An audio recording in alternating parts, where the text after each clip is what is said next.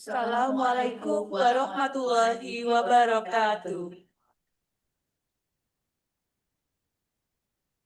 Dear ladies and gentlemen, good morning and welcome to all of you. We have been pleased to attend the international seminar with the theme to be supporting the world, integrating sustainability and eco-green principle in education and health condition.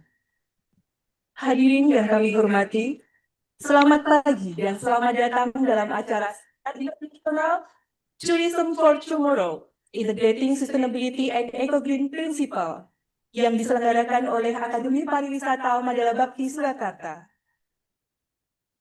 First of all, let us say thanks to our God, Allah subhanahu wa ta'ala, because of His blessing, so we can stay in this special moment with a happy and happy, so we can follow today's seminar with a theme Vision for tomorrow, integrating sustainability and incorporating principle.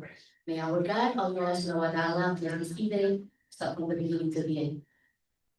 Hadirin yang kami hormati, syukur alhamdulillah kita panjatkan atas kehadirat Allah Subhanahu wa Ta'ala, atas limpahan rahmat, taufik dan hidayahnya kepada kita semua, sehingga pada pagi hari ini kita semua bisa berkumpul dalam keadaan sehat walafiat dalam acara seminar internasional Tourism for Tomorrow Integrating Sustainability and Eco-Green Principle.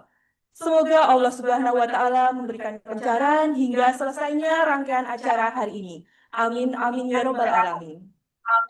The Excellency, Mrs. Septi Wulandari, Bachelor of Science, Master of Education, the Director of Mandala Tourism Academy, Surakarta. The Excellency, Mrs. Wahyuningsih, Bachelor of Akademi, Master of Management, the Lecturer at Mandala Tourism Academy, Surakarta, as our first speaker. The Excellency, Professor Ilham Sentosa, Ph.D. from University of Kuala Lumpur Business School, Malaysia, is our second speaker. The Excellency, Professor M.Hum, Ph.D. from University of Social Science and Humanities, Hanoi, Vietnam, as our third speaker.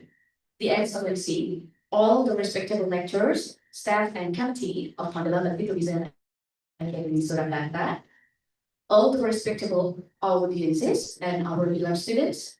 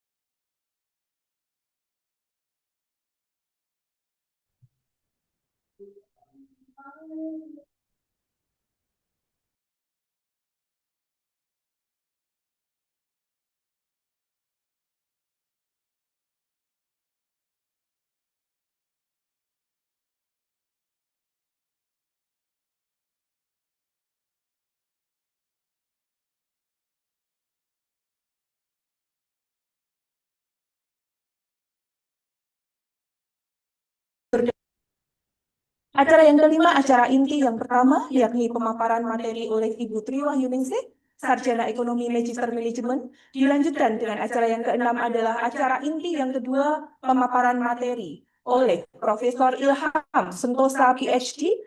Dan dilanjutkan dengan acara yang ketujuh adalah acara inti yang ketiga, yakni pemaparan materi oleh Profesor M.Hum Ph.D. Dan diakhiri dengan acara yang kedelapan adalah acara penutup. The first agenda is operate. Let us begin today's seminar. Pariwisata Basmala. Memasuki acara yang pertama adalah pembukaan. Hadirin yang kami hormati, Marilah acara pada pagi hari ini kita buka dengan bacaan basmalah bersama-sama. Bismillahirrahmanirrahim. Semoga dengan bacaan basmalah tadi, acara ini dapat kita lalui dengan lancar dan memberikan manfaat yang besar bagi kita semuanya. Amin. The next agenda is singing Indonesian national anthem Indonesia Raya in the march of Mandala Bhakti Tourism Academy Surakarta. Memasuki acara selanjutnya adalah menyanyikan lagu Indonesia Raya, himne dan mars Akademi Pariwisata Mandala Bhakti Surakarta. Hadirin dimohon berdiri.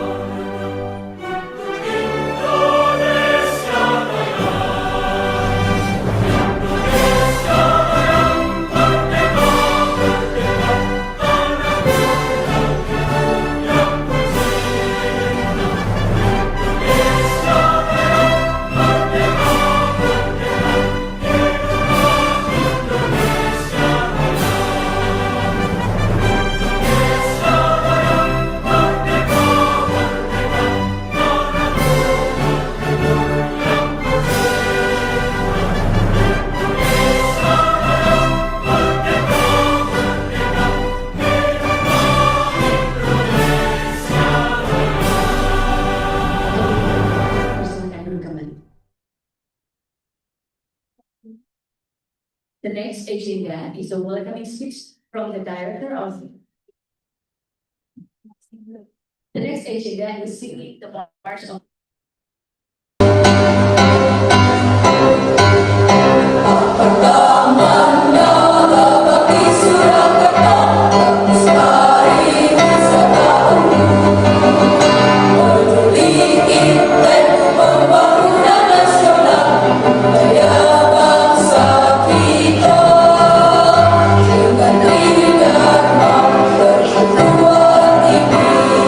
Cinta tanah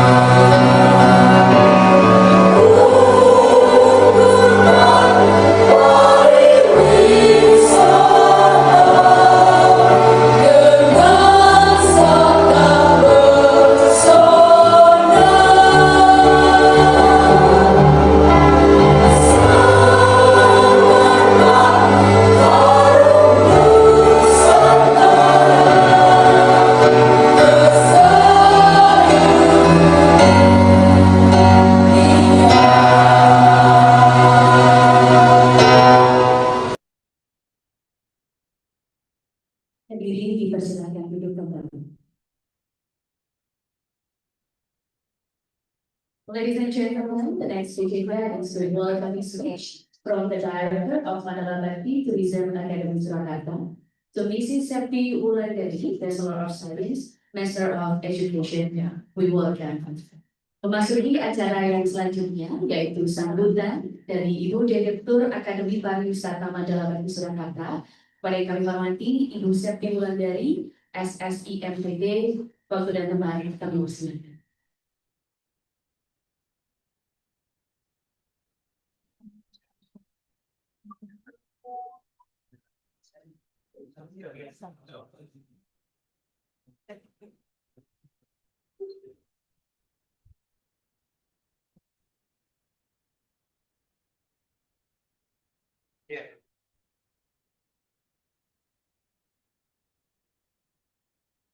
Bismillahirrahmanirrahim. Assalamualaikum warahmatullahi wabarakatuh. Honorable speakers are introduced today. The first speaker, Wahyuningsih, Wahyuningsih, S.Si from Akademi Mandala Bhakti Surakarta. Second speaker is Professor Ilham Sentosa, Ph.D. from Universiti Kuala Lumpur Business School, Malaysia. And the last speaker, Professor M.Hum, Ph.D. from University, Science and Humanities, Hanoi, Vietnam.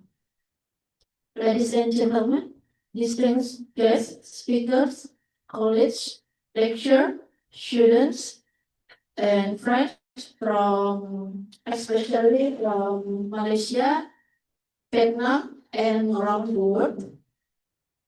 Firstly, I'm grateful to God our Mandala, who has given us health, safety, so that we can attend the international seminar today. And salawat serta salam us give to our Lord Prophet Muhammad Sallallahu Alaihi Wasallam. May we given his intercession in the time of Amin. Amin. Ya Rabbal Alamin.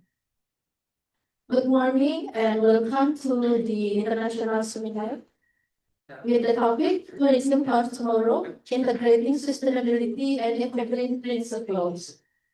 It is both an honor and privilege to open this important gathering where minds from diverse backgrounds come together with a shared vision to shape a more responsible, resilient, and regenerative future from global tourism. In recent years, we have witnessed the profound impacts of tourism, economically, socially, and environmentally. While the industry has created countless opportunities and connections, it has also brought challenges that demand our urgent attention. Climate change, over-tourism, biodiversity loss, and resource depletion are no longer distant threats. They are the risks we face today. Therefore, it is time to redefine the way we travel, the way we house, and the way we build tourism systems. It is time to move from tourism for today to tourism for tomorrow. This seminar aims to explore critical pathways, policies, and innovation that place sustainability at the core of tourism. Together, we will examine how eco-green principles, such as renewable energy use, waste minimization, community empowerment, and conservation efforts can be effectively integrated into tourism planning and practice. We will hear from experts and practitioners who are not just imagining a greener tourism industry, but actively building it. Let this more than just a seminar. Let this be a catalyst for change, a starting point for stronger collaboration and commitment to aid, not just think, towards sustainable travel futures.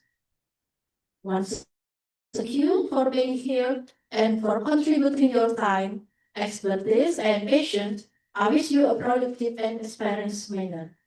I would like to thank the speakers, participants, and all the committee members who have worked hard to prepare for this seminar today. Let us begin this journey together for the sake of our planet, our culture, and the generation to come. I think this is enough for me. Thank you. Wassalamualaikum warahmatullahi wabarakatuh.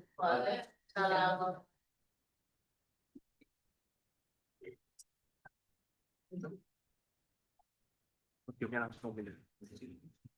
Podiumnya sekarang.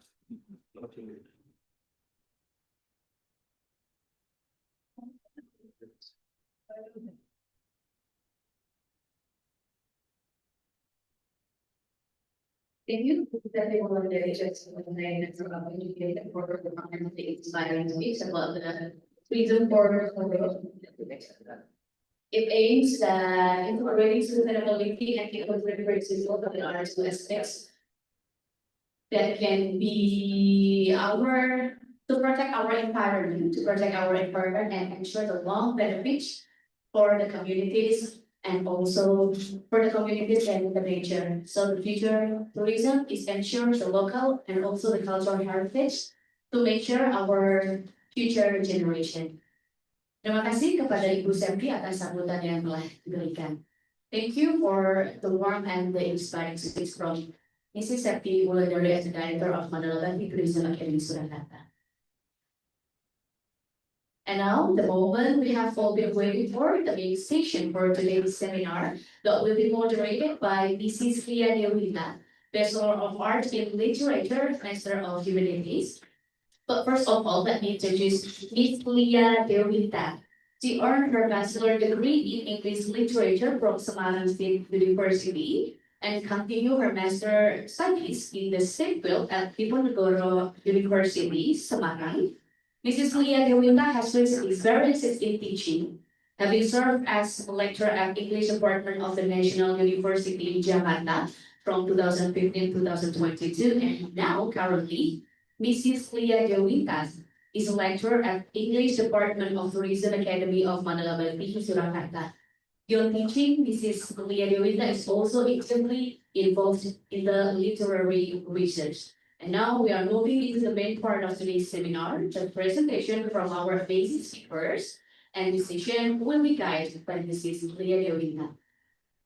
Hadirin yang kami hormati, acara yang selanjutnya yaitu acara yang kita nantikan adalah acara inti seminar kita pada pagi hari ini yang akan dimoderatori langsung oleh Ibu Lia Dewinta, Sarjana Sastra Magister Humaniora. Perkenalkan moderator kita pada pagi hari ini. Beliau adalah Ibu Lia Dewinta, Sarjana Sastra Magister Humaniora. Beliau meraih gelar Sarjana Sastra Inggris dari Universitas Negeri Semarang dan melanjutkan studi Magister di bidang yang sama Universitas Diponegoro Semarang. Ibu Lia Dewinta memiliki banyak pengalaman dalam mengajar, pernah menjabat sebagai dosen jurusan Sastra Inggris Universitas Nasional Jakarta dari tahun 2015 sampai tahun 2022. Saat ini beliau menjadi dosen bahasa Inggris di Akademi Pariwisata Mandala Surakarta. Selain mengajar, beliau juga aktif dalam penelitian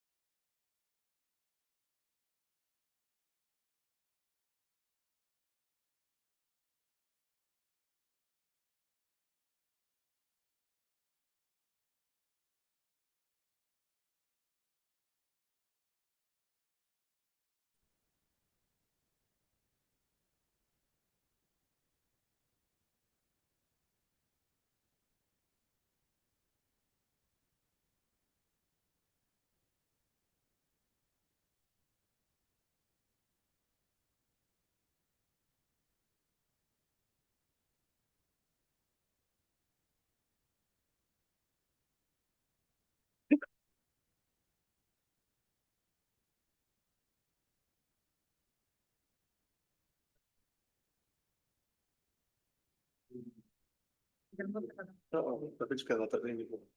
Apa ini kan?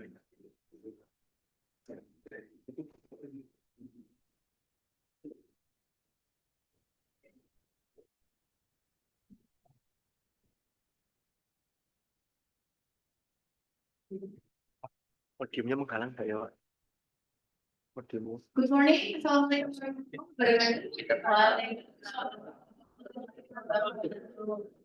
Can I ask for more energy for today's seminar so that we can continue this seminar in a very excited and very good vibe. Assalamualaikum warahmatullahi wabarakatuh.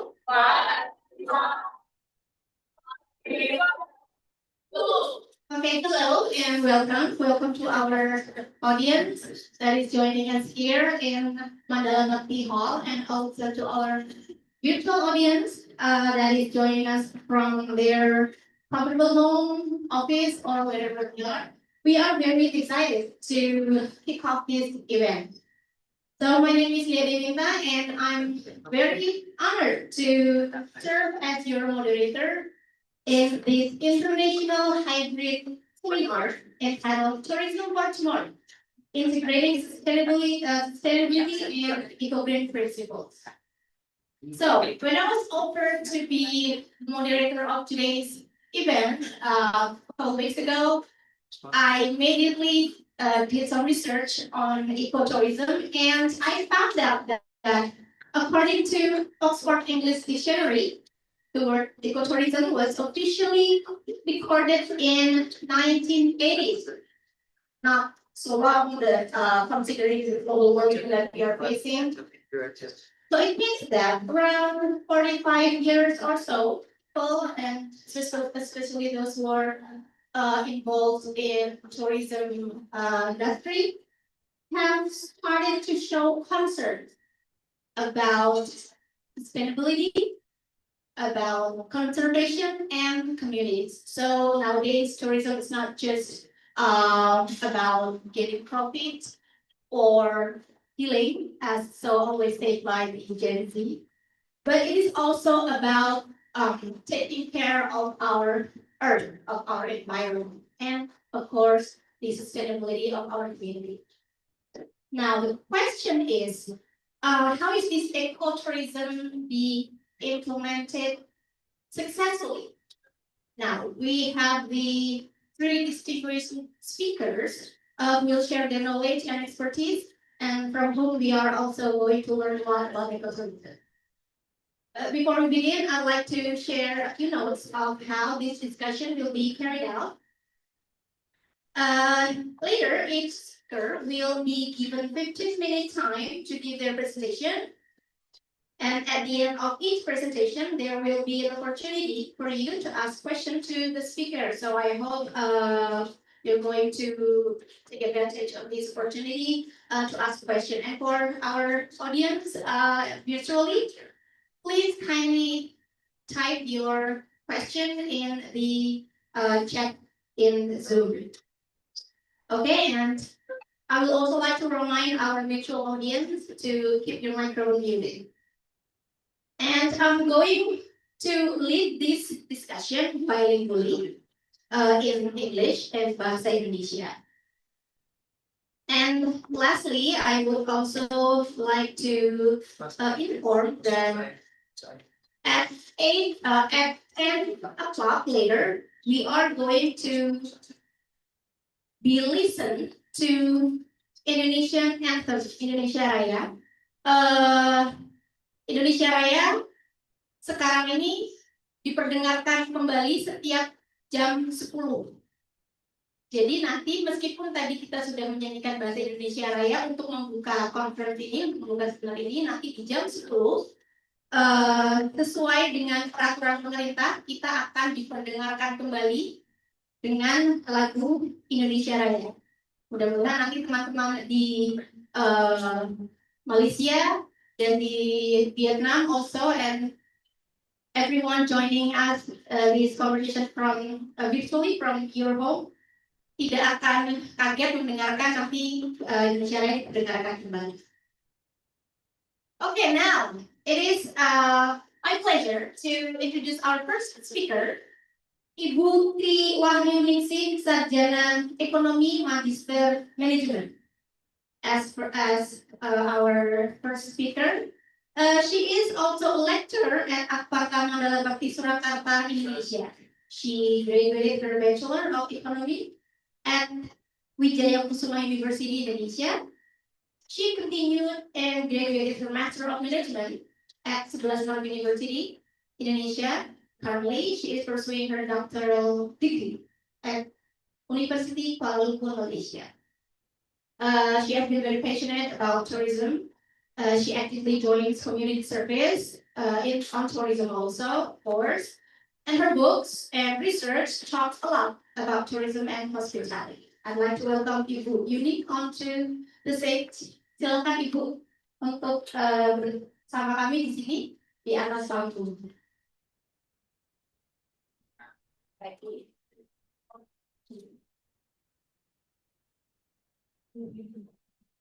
Selamat pagi Ibu. Pokoknya, oke, selamat pagi. Selamat datang Ibu, terima kasih.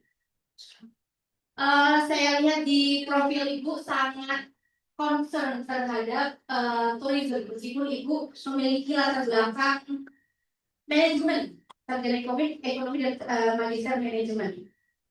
Pasti ini presentasi Ibu akan sangat bagus karena tidak hanya menjelaskan apa itu tourism, sustainability, tapi juga mungkin akan dijelaskan kaitannya dengan manajemen itu ya Ibu. Ada ya intinya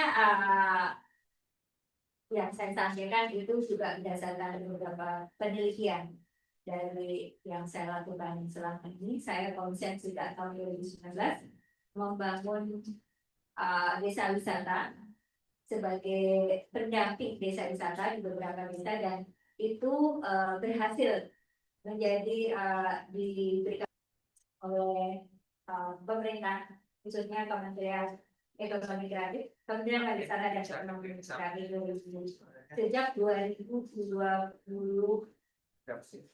2019 saya penantikan 2020 itu memenangkan kejuaraan dan sampai dengan 2021 pada saat pandemi itu.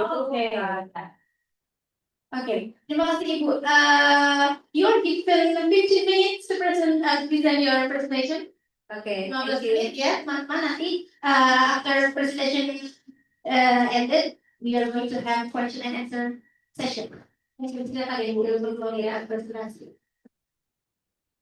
Good morning, Mr. Professor M.Hum, Ph.D. and Mr. Professor Ilham, Ph.D. and best wishes to all of us. It is my honor to be here as a guest speaker at the webinar titled Integrating Sustainability and Eco-Green Principles. Amidst the challenges of climate change and the global environmental crisis, tourism is no longer enough to offer beauty. It must be a force that supports the preservation of nature and the well-being of communities. Through the implementation of sustainability and eco-green principle, we not only maintain the sustainability of tourism destination, but also create a more responsible, inclusive, and meaningful future for future generation. I talk about sustainable tourism, uniting tourism and eco-green principle for the future with Indonesian tourism as achievable. Sustainable tourism and the application of eco-green principle are important in tourism development because they ensure that tourism activities not only provide short-term economy, right,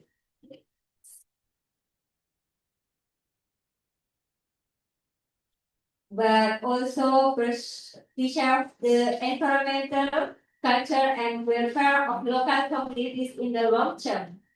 Without sustainability, tourism can cause environmental damage, loss of cultural identity, and social inequality. by promoting eco-green principles such as good waste management, the use of green energy and natural conservation. Tourism decisions can remain attractive and productive for future generations. In addition, current global tourism trends show an increase in traveler awareness of environmental and social issues. So, destinations that apply sustainable principles have higher competitiveness in the world tourism market.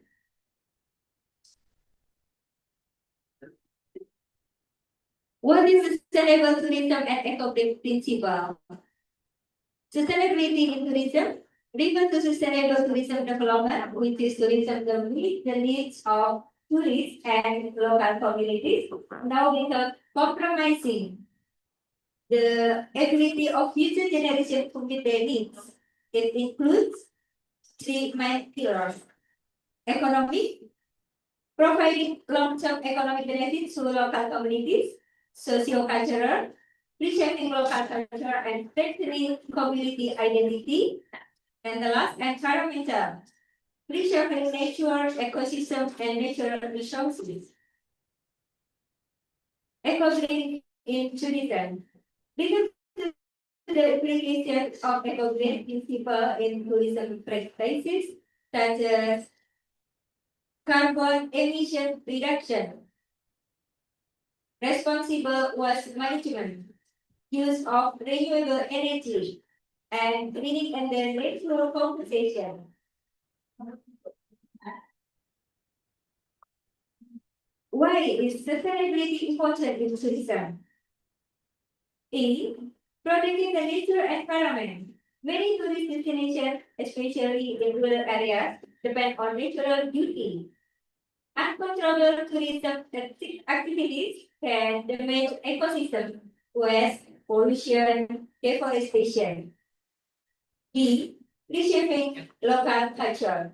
Sustainable tourism encourages the preservation of tradition, local history, and cultural heritage. It prevents excessive commercialization of adverse cultural things. C. Provide long-term economic benefits. Create local employment opportunities. Grow the local economy without dependency of outside investors. D. Improving the quality of tourist experience. Travelers are becoming increasingly eco-conscious. They seek experiences that are authentic, eco-friendly, and ethical. Impact of unsustainability tourism.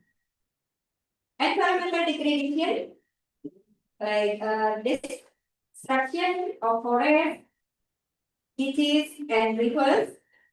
Social bottlenecks, interpopulation conflict, economic inequality of the tourism, overburdening of infrastructure and resources, the loss of local identity, culture change to the market demands.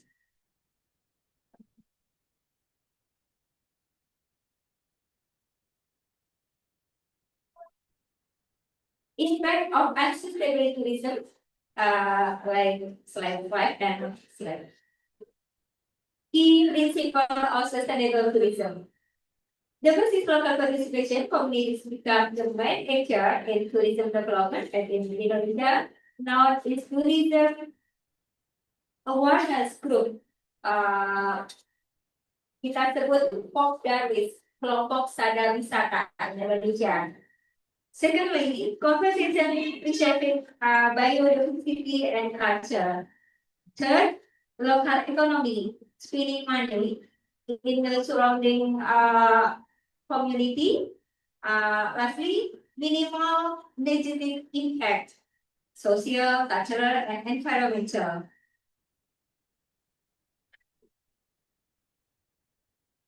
This slide, real example tourism village. In Indonesia, they were successfully implemented sustainable tourism and eco-green principles. The first,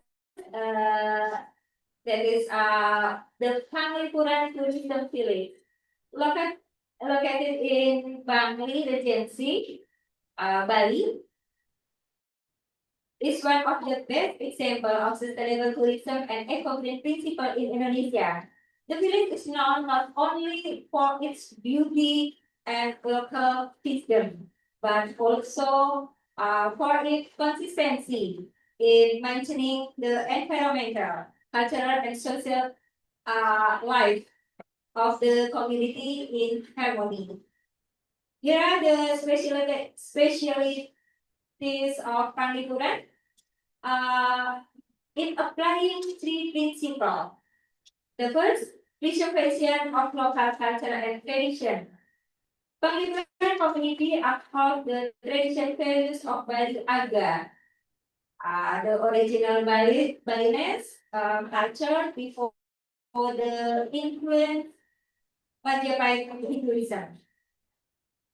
Uniform house architecture with a layout that follows traditional philosophy, shows the continuity between human nature and spirituality.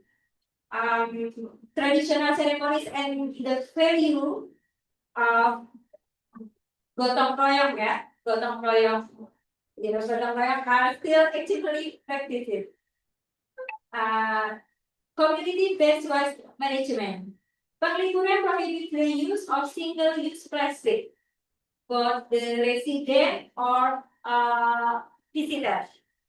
An integrated waste management system is implemented, including sorting of organic and unorganic and waste and composting.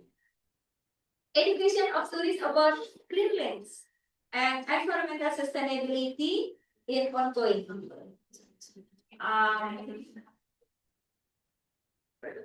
Of there, forest conservation and green shops. The village has a 45 hectare bamboo forest that has been preserved from generation to generation as an ancestral heritage. The forest forms an ecological buffer zone, a place for conservation and sustainable natural resources. Eco-friendly energy and infrastructure. Village communities are starting to implement simple energy efficient technology, such as LED, lighting, and efficient clean waste system. Community engagement and sustainability economy. All tourism activities are managed by the village community, not by outside investors. Profit from the tourist sector are shared equally and used to support education, health, and public facilities. Travelers are invited to stay in community-owned homestays, supporting the local economy directly. Limiting the number of visitors. To avoid over-tourism, Panglipuran village applies control of the number of tourists per day. This approach maintains the quality of tourist experience and minimal impact on the environmental and social life. The last, international recognition. Panglipuran village has won many awards such as Kalpataru 2017, environmental conservation for environmental conservation. Green Destination Foundation is one of the 100 cleanest and greenest villages in the world. Maybe 2021. Listed in the world cleanest village by several international media.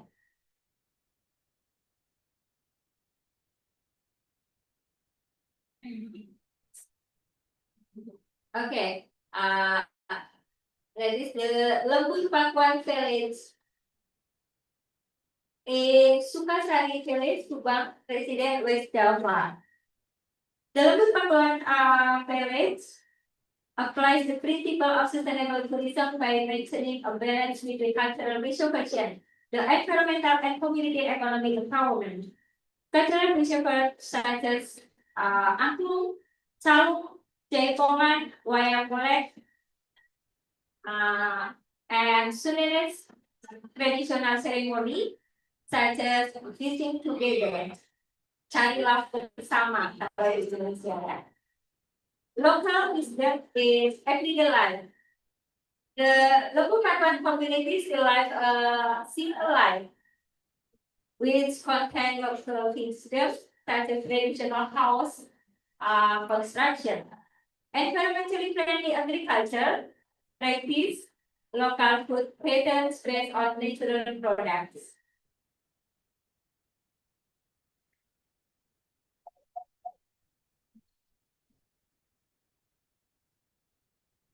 Wulandari village in Yogyakarta.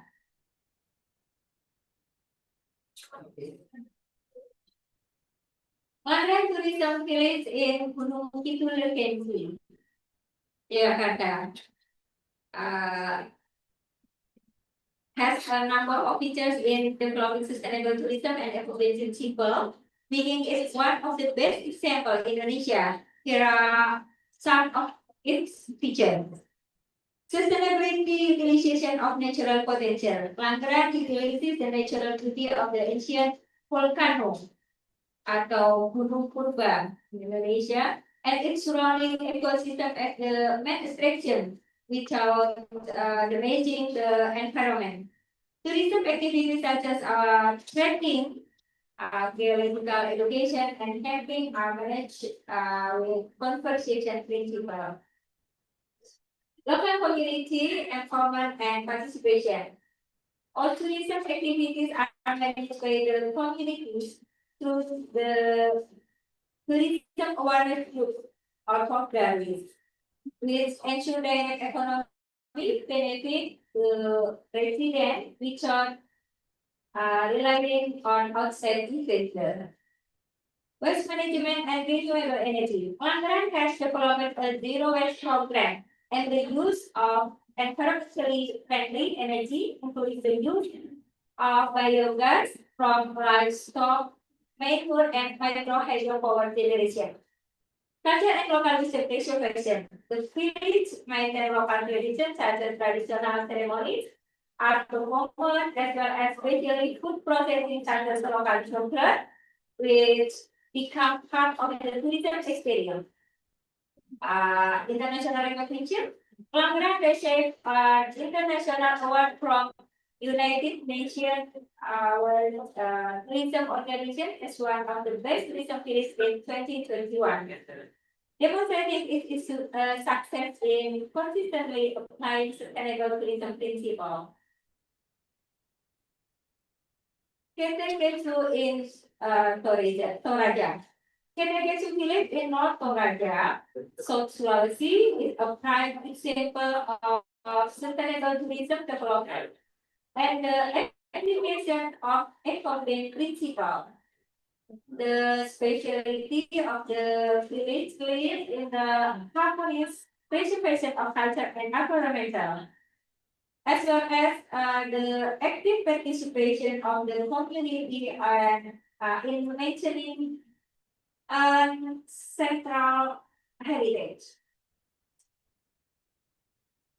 Sorry, ancestral heritage.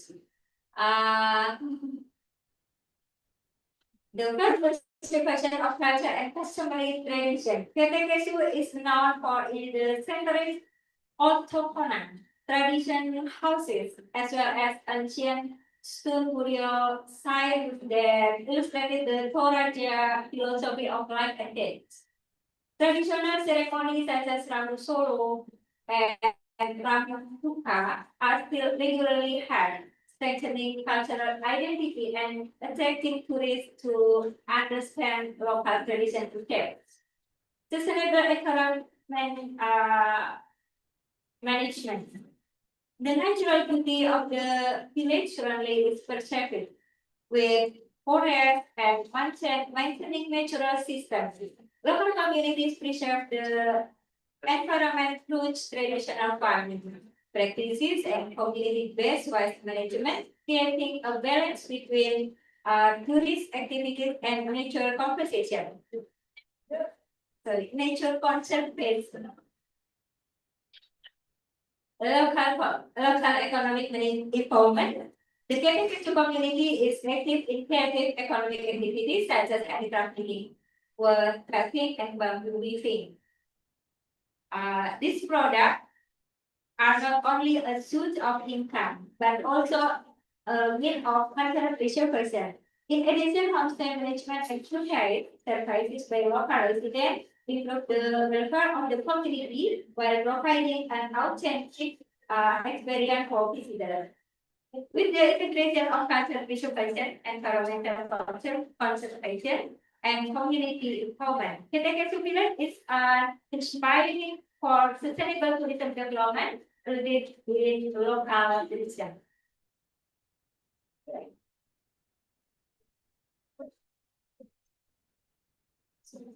And conclusion, sustainability and eco-green tourism mean tourist development that is not only socially and economically sustainable, but also ethically and responsibly consider environmental sustainability. The goal is to create meaningful tourism experience without damaging nature or local cultural value. Sustainable and eco-green principle is not only about the environmental, but also about social justice, a fair and inclusive economy, balance between people, nature, and culture. And that's all I can say. Hopefully, this seminar will grow a young generation that can be a role model in balancing modern life with preserving nature and culture. Thank you for your time. Hopefully, it will use the show. Thank you very much, Ibu Wahyuningsih. Well, what about a remarkable presentation? So, Ibu Wahyuningsih has presented her experience actually. Karena Ibu sudah juga menjadi pendamping ya dalam apa namanya in establishing a village Village. ya turis pariwisata desa pariwisata seperti itu. Nah, she also has highlight several important things about sustainability, sustainable tourism. Di antaranya adalah mengapa sustainable tourism itu sangat penting. So the importance of sustainability in tourism, kemudian juga impact apabila tourism ini tidak sustainable. Dampaknya ya jika tourism itu tidak sustain.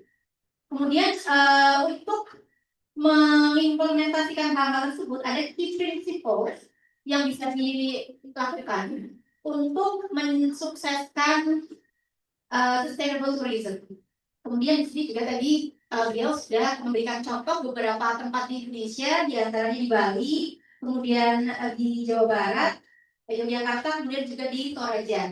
Nah ini baru 4 ya Ibu, mudah-mudahan nanti later on in Indonesia will grow more and more tourism destinations that hold these ecotourism principles seperti itu. Indonesia have mainly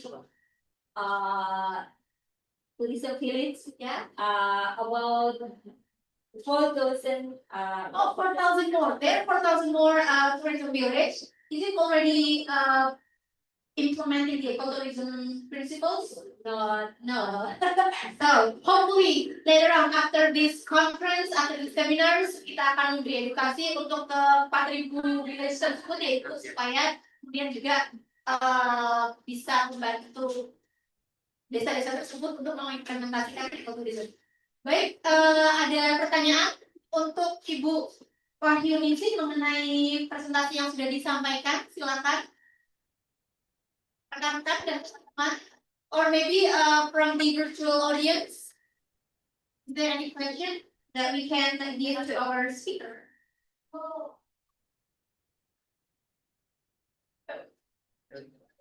Baik Ibu, tadi Ibu sudah menjelaskan beberapa dan saya mendengar tentang manajemen, terutama environment management.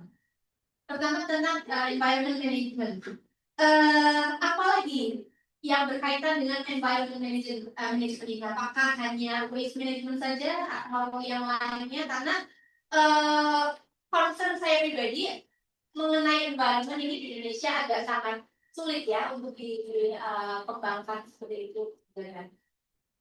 Ya, jadi lingkungan itu tidak hanya tentang sampah ya, tapi pelestarian.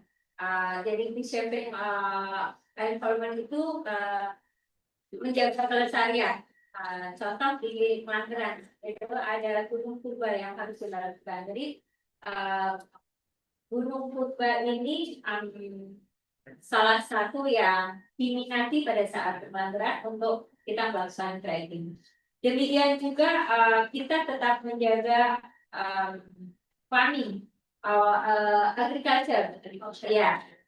Di pertanian itu sendiri bagaimana generasi muda itu tetap mempertahankan untuk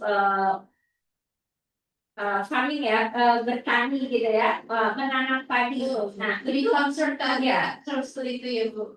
itu bisa menjadi sebuah attractive for tourists, sesuatu yang menarik bagi turis untuk melakukan menanam padi, gitu ya. Kemudian juga memelihara ternak, Farming. ya, farming.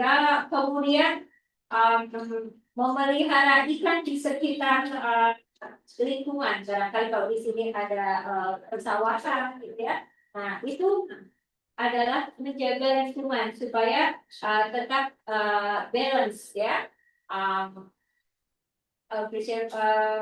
Kita menjaganya itu terus-menerus konsisten, dan itu akan menjaga keseimbangan lingkungan kita. Nah, juga menanam pohon yang asli di seputar atau around ya, around area di rumah-rumah kita. Menjadi more important ya, karena generasi sekarang, generasi alpha itu mereka yang tidak menyukai bercocok tanam, jika ini terus kita gaulkan atau kita sampaikan kepada dunia bahwa ini penting, mulai dari kita anak-anak dididik untuk menanam di seputar lingkungan kita, semua biji kita, biji yang buah-buahan yang kita makan itu bisa ditanam di lingkungan kita, akan membuat anak-anak itu berpengaruh terhadap mentality of children, bahwa kita perlu menanam untuk melestarikan lingkungan. Saya setuju Bu. Nowadays, children are more concerned with digital, right? It is digital, global digital era. Children and younger generation are more focused on digital and things about that. Tapi gadget, ya gadget betul. Dan teknologi. Tetapi agak kurang pemahaman mengenai pentingnya environment management tadi, berkaitan tidak hanya dengan waste management but also conservation, agriculture, farming. We need to educate our children and the younger generation untuk kembali ke nature. Jadi seberapa pentingnya nature ini untuk berlangsungan kehidupan kita ke depan. Dan we have to plant food. Kemudian juga kita harus membuat peternakan seperti itu ya, agar nanti ke depannya nanti kebutuhan pangan kita juga tidak terganggu. Ketahanan pangan itu mulai dari desa. Jika kita memiliki tanaman pangan yang luar biasa yang kita bisa support, bukan hanya untuk masyarakat desa, tapi kita support ketahanan ekonomi, yang pastinya akan membantu pemerintah dalam pengembangan ketahanan secara keseluruhan. So tourism is also have this punya influence atau peran untuk mengembangkan ini semua ya Ibu. Betul, betul. Jadi Tidak hanya untuk attracting in tourism, not only for attracting tourism, but also we maintain our environment yes, in for the long term Yes. of the development. include use energy like apa listrik ya, listrik. Itu juga sekarang ada solar panel ya, solar panel yang itu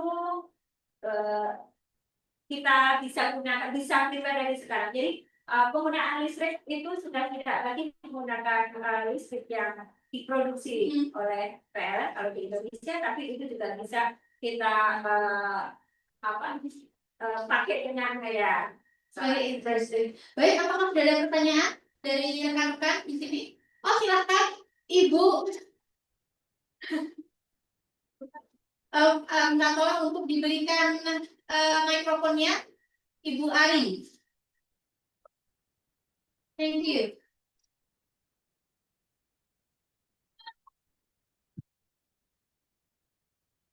Selamat pagi, Ibu Wulandari. Sebenarnya beberapa waktu yang lalu saya sempat mengunjungi desa wisata di Pariwisata ini. Oke, iya, bagaimana Ibu?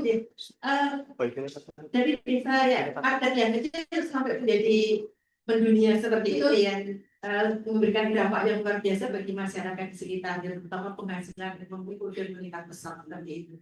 Nah, sebenarnya prinsip apa yang harus dijalankan oleh pengelola desa wisata supaya desa wisata yang ada di wilayahnya itu bisa terus berlangsung. Jadi ada sustainable pariwisata yang tadi. Mohon Ibu jelaskan supaya nanti bisa kita sampaikan kepada para pengelola desa wisata ini agar minimal itu bisa terus berlanjut sehingga mendatangkan penghasilan bagi warga masyarakat di sekitar. Okay, thank you very much, Ibu Ari.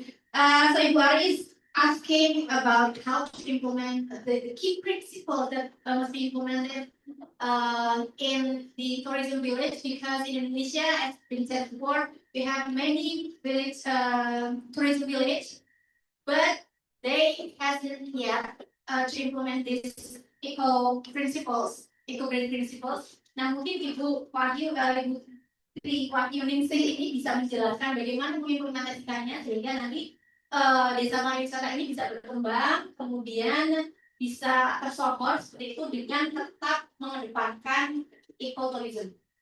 Baik, terima kasih. Thank you for Mrs. Wahyuningsih. Informasi. Bu Ari, jadi apa sih sebenarnya yang harus kita lakukan untuk development tourism village? Yang pertama, tourism village harus memiliki komitmen yang kuat oleh para pengelolanya. Tanpa itu semua kita tidak bisa jalankan. Jadi hard commitment. Ya, jadi sebuah komitmen yang kuat dulu terhadap para pengelolanya, karena dengan kekuatan itu desa wisata baru bisa berkembang. Jadi yang tadi saya sampaikan, kalau di Indonesia itu dikenal adanya kelompok sadar wisata. Namun ketika perjalanannya banyak sekali yang berguguran. Karena apa? Dia dikelola karena hanya sebuah momen aja, tidak yang continuous. Nah, kalau dikelola oleh kopdaris dengan manajerial yang baik, continuous, dan memiliki visi yang kuat, pasti itu bisa continuous ya, dan sustainability. Itu yang pertama. Dan visi yang kedua, di sana harus ada sebuah atau sesuatu yang memang menjadi hal yang menarik, baik itu yang dulunya tidak ada maupun yang sekarang sudah ada atau harus dipelihara. Contoh yang pertama, desa wisata harus memiliki sebuah budaya, ya. kalau tadi saya sampaikan, ada budaya gotong royong, itu tidak bisa tidak itu memang kalau di Indonesia itu harus ada budaya gotong royong atau melakukan hal yang sama bersama-sama lah, bukan sama, bersama-sama. Gitu. Kemudian harus ada budaya yang memang diminati atau yang dipelihara oleh masyarakat. Contoh kalau kita melihat di penglipuran tulisan village Bali, itu ketika ada galungan seremoni or ya Saraswati gitu ya, di sana sangat lekat spirituality. Jadi itu yang membuat attractive turis ya. Jadi turis tertarik untuk melihat apa atau bagaimana kegiatan-kegiatan budaya itu dilakukan.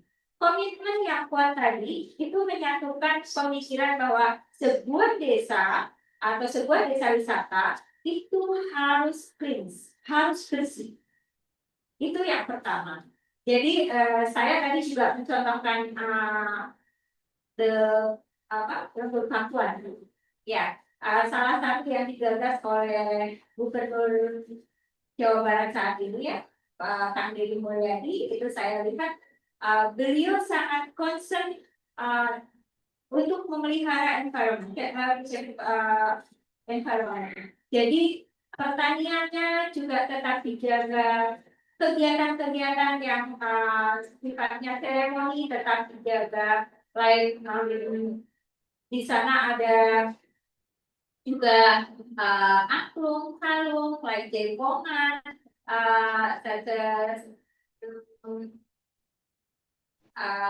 seremoni Indonesia sebenarnya. Ya, itu harus terus di-maintain ya. Nah, itu seperti itu Bu Ari. Jadi itu yang kedua. Yang ketiga adalah dari komitmen tadi nanti akan mereka kayak membuat sebuah aturan yang jelas terhadap masyarakat dan juga terhadap visitor, ya, terhadap lokal atau terhadap presiden dan visitor. Mereka like di peraturan itu tidak ada yang membuang waste. Jadi ya semua jalan di sana itu sangat bersih, makanya dikenal dengan desa terbersih di dunia. Nah, tapi baik presiden or visitor itu diberi pemahaman yang sama, sehingga itu akan menjadi dasar base dari sustainable development for warga atau masyarakat atau pengelola desa wisata. Yang terakhir adalah harus bergandengan dengan government, ya. Jadi kita harus menggandeng government bagaimana desa ini bisa berkembang, gitu ya, dan bisa terus konsisten menerapkan sustainability dan juga principles. Oke.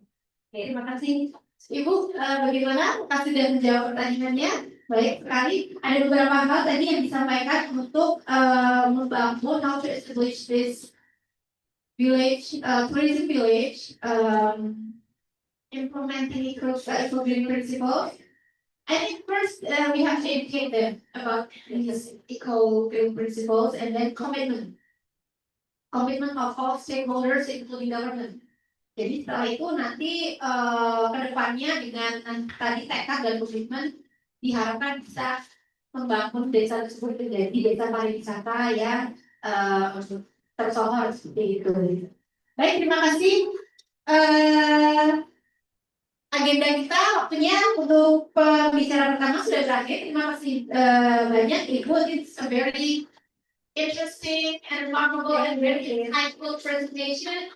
Dan kemudian terima kasih juga atas pertanyaan-pertanyaannya tadi. Sangat membantu kita untuk memahami, terutama untuk urban tourism di sini ya, desa-desa pariwisata seperti itu, urban tourism. Baik, terima kasih Ibu atas waktunya. Untuk selanjutnya, sebelum kita tutup penuh sesi pertama ini, kita akan we will going to forward Ibu Tri Wahyuningsih her certificate. Oh, ini. Baik, ini adalah sertifikat untuk Ibu yang telah menjadi speaker hari ini. Terima kasih banyak. Semoga bisa menjadi manfaat untuk kita semua. Thank you very much. Thank you all.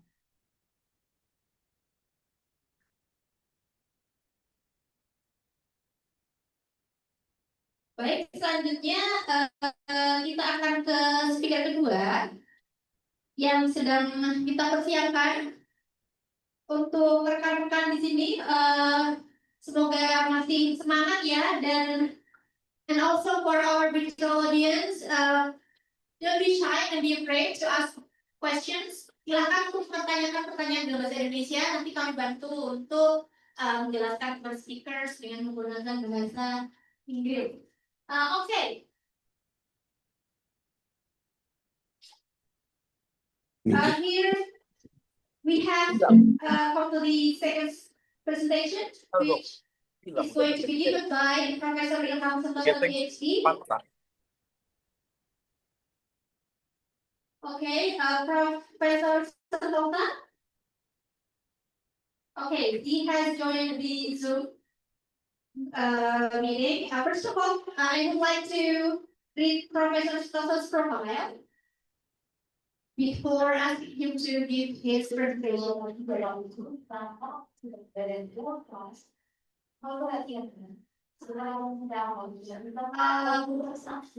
Pardon us, because it's 10:00, we are going to listen to the Indonesian anthem, Indonesia Raya. We will continue our presentation after listening to the Indonesia Raya. Thank you.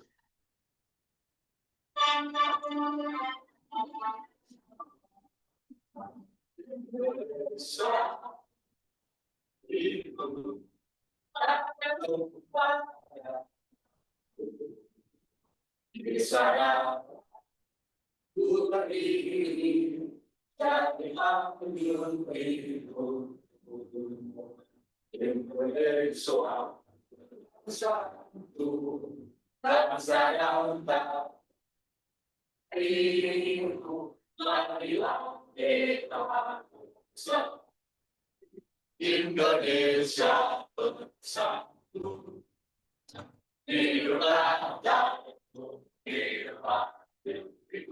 bersatu, hidup bersatu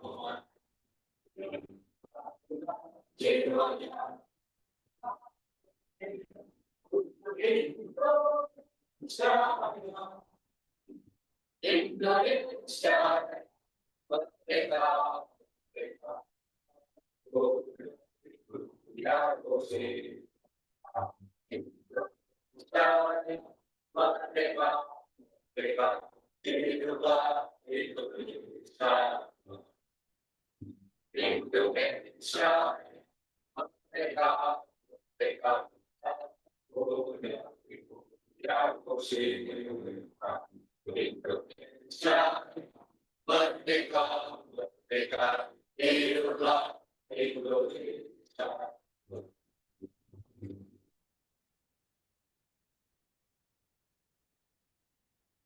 Thank you very much for waiting for us to achieve the Indonesia Raya. Okay, back to the seminar. please have Professor Ilham Sentosa, Ph.D. here. Yeah, we have Professor Ilham Sentosa, Ph.D. here. Hello, good morning, Professor. Hi, good morning. Assalamualaikum. My voice is clear. Okay. First of all, please allow me to read your profile first before we start the conference. Okay. So, Professor Ilham Sentosa, Ph.D. is a professor at University of Kuala Lumpur, Malaysia. He graduated his bachelor's degree in public management from Institute of Government Study, Indonesia. He finished his Master of Public Administration at Mandala University, Indonesia, and holds his Ph.D. in Human Resource Management at University of Malaysia. Well, he's got quite a long list of professional and teaching experiences, as well as research and publications, about which I'm going to highlight on his expertise. He is a qualitative data analyst with interest in latent variable measurement models, longitudinal data analysis, structural equation modeling, parametric and non-parametric analysis, and measurement models approaches to radar agreement. His substantive interests include system dynamics modeling. He also conducts training and consult on research design and data analysis in the field of digital supply chain management, digital logistics, behavioral science, healthcare, education, strategic management, and internet marketing. Yes, that's quite a long list of expertise. Well, also joining us virtually today, it is absolute pleasure to welcome Professor Ilham Sentosa, Ph.D., who will be speaking to us from Malaysia. Professor Sentosa? Okay. Yeah.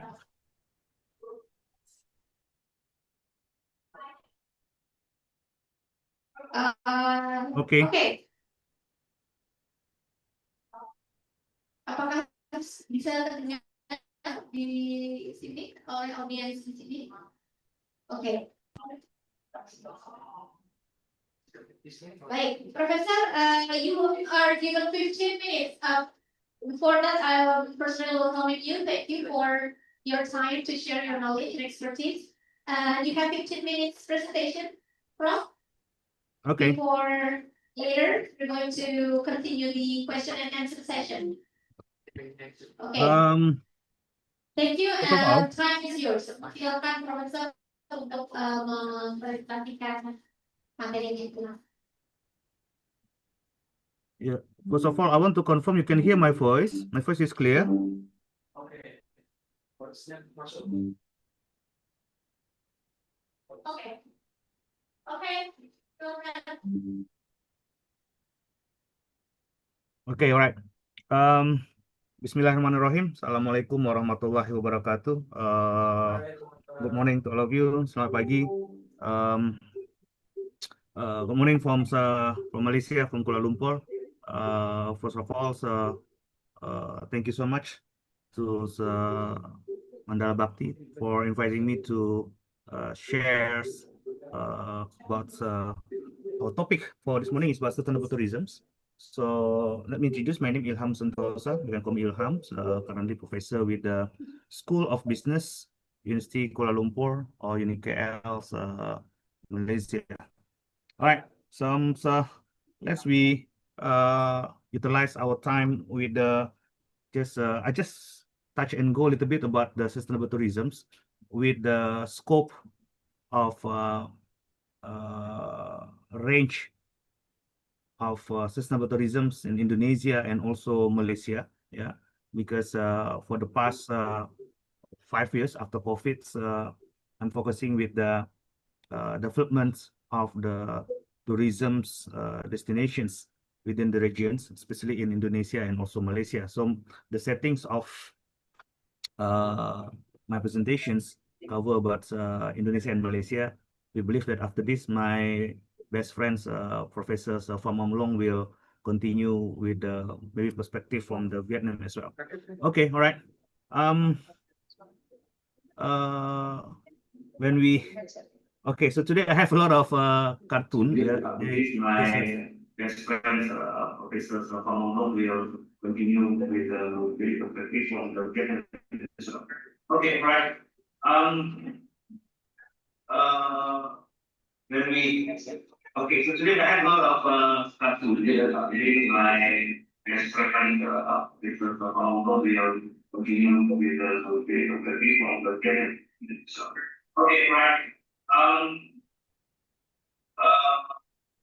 When we Okay, so today I have cartoon. This is my best friend, Professor Safamono will.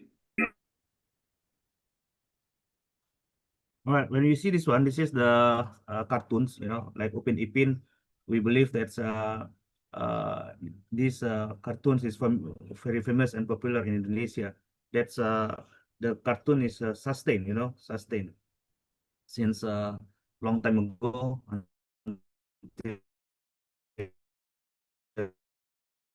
So offline and also online, especially in Indonesia and Malaysia, you know about the characters. So today our topic is about sustainability. Yeah, it's about how we talk about the business continuity management, especially on the tourism. Especially on tourism.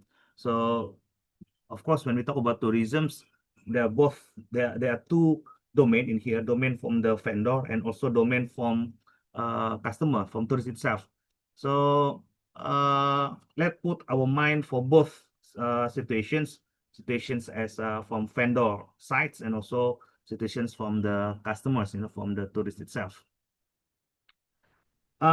Today I'd like to focus about the ecosystem, how the ecosystems of the tourism, how the ecosystem for the sustainability, the ecosystem for sustainability. Because when we talk about the sustainability, when we talk about the sustainability, of course, the key point, the key point on the sustainability, we talk about the ecosystems, how the design look like, and how the continuity itself, the continuous business, the continuous business on the tourism itself. So just now, my colleague, Dr. Tri, Dr. Yuni already explained about the Desa Wisata Tourism Village in Indonesia.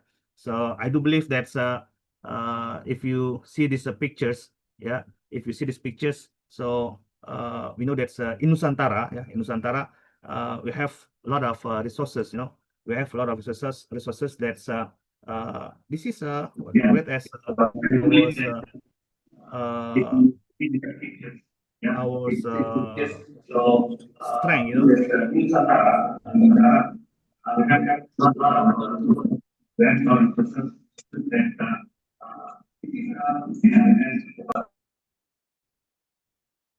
this is our strengths on the sustainability itself.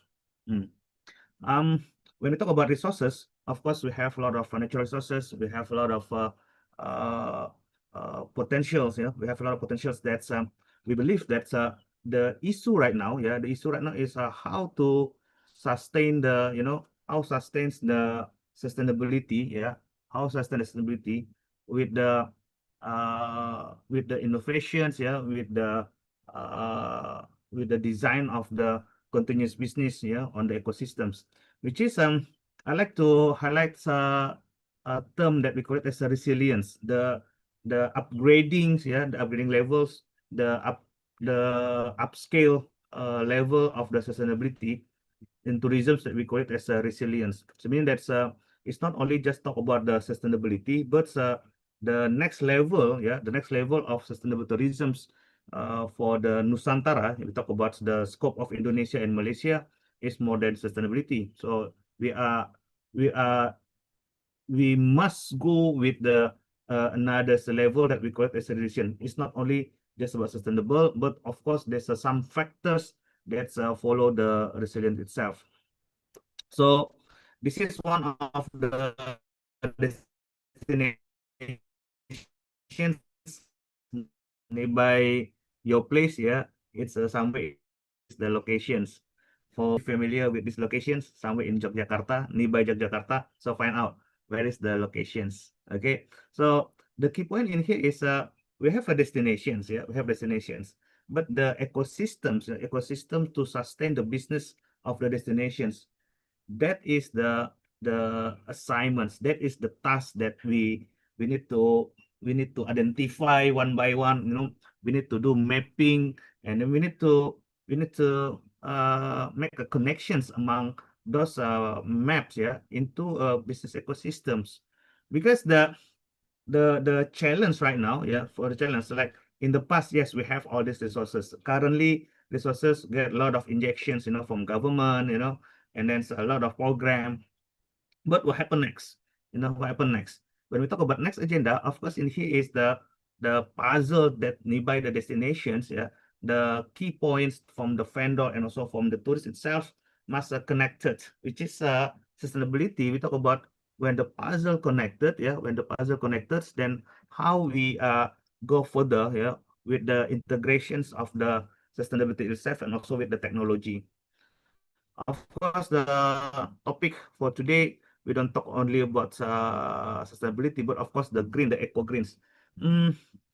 Just now, when we talk about the resilience, of course, there is a societal development. You know, there is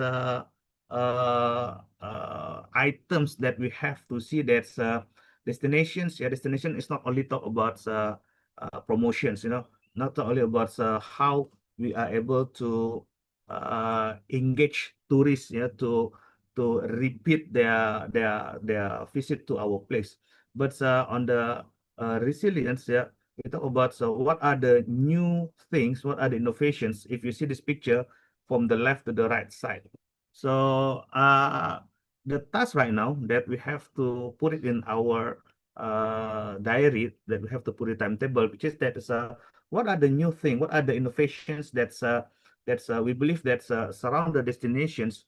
Yeah, there are few new part, there are few new activities, there are few new food, local traditions, you know, anything that we have to do transformations, that we believe that this is another element that we can start to put it, you know, to put it in on the ecosystem itself. So in short story, yeah, so when we talk about the resilient itself, so what are the new idea? Yeah, what are the new idea that we will bring to the high level, that we bring to the another level on the ecosystem itself. So I'll give an example. Right now, when we talk about destinations, yeah, destinations, like Gen Z right now is of course a lot of do the digital marketing, yeah, digital marketing. But right now, the engagement on the tourism's product or tourism destinations through digital marketing, it's not only just talk on the social media, but of course we talk about if you see the list in here from number 1 to number 10, so we are much more focusing right now, yeah, on the resilience level, how the digital marketing is not only just put or upload on the social media using Instagram or Facebook or any social media, but how the engagement, how the continuity, how the continuous engagements, you know, with the tourists and also potential tourists, with the stakeholder from the perspective of vendor and also perspective of customer. So um uh this is the thing that I call it as we call it as a resilience. How the let's we know that in this situations, yeah, in this era right now, which is the technology is not talk about the social media, but the ecosystem of the technology itself. Okay, the ecosystem of technology itself. Again, continue when we talk about the sustainability, yeah, when we talk about the another level of resilience, how we are able to engage, how we are able to collaborate with the especially on the external, yeah, environment, you know. So which is right now, for example, that's I know that our participants, our students, that you are engaged with the Desa Wisata, with the tourism village. But right now, the next questions, the next big agenda is how you are able to engage, how you're able to collaborate with the external parties. Like, so if you see in here, this is the stakeholder that could be, you see that's this is another potential that we call it as innovation just now. That's technology in this scenario is, of course, if you study deeper and deeper, of course, takes time. But again, collaborations is the key point, is the shortcut on how we're able to get how we are able to sustain the destination, how we are able to sustain the product that we have in our hand. Desa wisata or tourism village, tourism village have many potentials. That the potentials right now in our hand, that we have list already, we have map, then we plug in with the technology, then we go with the collaborations, and then our ecosystem, our ecosystems, the supply chains become getting bigger and bigger. So this is the key point. This is one of the strategy on how we are able to engage, with the term what we call it as a resilience. How we are able to see that, of course, we come up with the new things, with the new idea. Of course, this is a trial and error. Now, when we talk with the new idea, there's possibility of the error. But if you don't try with this new idea, of course, if you don't come up with the ideas made to matter, of course, we don't go anywhere. We just stuck, with these situations. This is what we call it as resilience. This is what we call it, that how we try to see the new thing. So the moral of the story for this morning is this is the process. This is the process that's from A to Z. This is a process that's of course there's a domains. There is a part of the process itself that's all of us must integrate into an ecosystem. So when we have the product, we have the services, it's not only just simply that how we sell, how we promote the product, but of course there is an engagement, there is a collaborations, there is another possibility for us to come out with the new thing. So from zero to hero is a process. This is the sustainability. From nobody becomes somebody is this is the resilience process. This is how like when we have the potentials, we have resources in our hand. Okay, our topic also we cover about the eco green. So I'd like to highlight to our participants is about the SDG and ESG. I know that's we are familiar with the SDG, with the 17 domain of the SDG, but right now for the sustainability and we upscale to the resilience, I'd like you to have a look about ESG, environmental, social, and governance. So this is much more focused on how the process of resilience, seeing the environmental, have a look on the social. Social in here is we talk about the empowerment of the local, the engagement of the community, community on the destinations, on the tourism product or services, and governance. Governance, of course, in here we play about the process of structures on how the it's not only about administrations, but we talk about the mechanisms, mechanisms on the managing the destinations, managing the system itself. So the conclusions for today, the conclusions for today, I'd like to summarize that when we talk about the sustainability, it's about the greening business, on how the integrations of sustainability of technology. That's I have highlighted the terms called resilience. Resilience.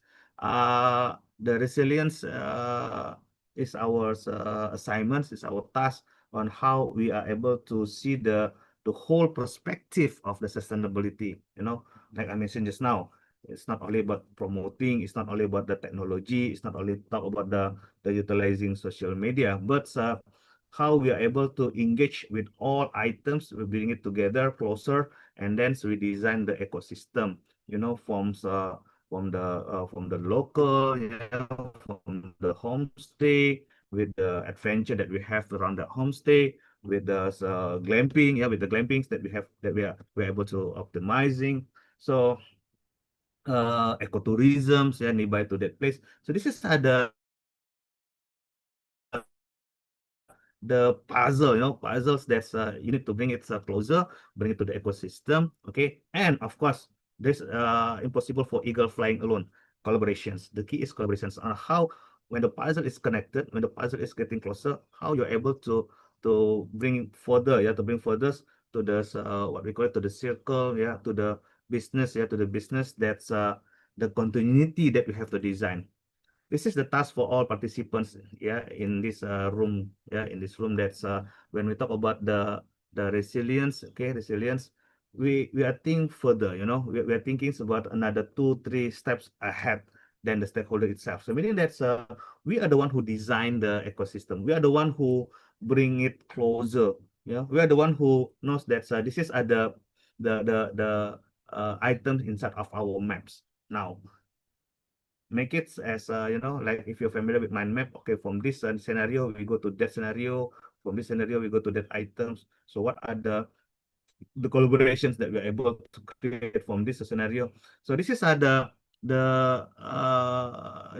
story that I want to highlight for this morning. That's when we talk about the sustainability, we go further with the resilience. So it's not only just about sustainability, but the integrations of the variable, the integrations of the items within the sustainability. Of course, it's a common for us right now when we talk about the usage of social media, technology, but the agenda of the ecosystem, this is the key point, the agenda of the ecosystem. So in conclusions, for my presentations today is I'd like to spread we don't call it virus, but the exercise to all of us in this room to start to design as a ecosystem developer, because the sustainability or the resilience level depend on how we are able to design the ecosystem, on how ecosystems like snowball, it's keep moving, getting bigger and bigger. This is the agenda, this is the task that we have to put it in our timeline. I end my presentations, and then we can continue later on with the Q&A. This is my social media, you can ask through my IG or to my TikTok as well. And then for sure, most welcome for any discussions. Terima kasih. Wabillahi taufiq wal hidayah. Assalamualaikum warahmatullahi wabarakatuh. Back to the moderator. Thank you very much, Ilham. Okay, now it's our time to have question and answer session. Is there any question? Okay, we have several questions.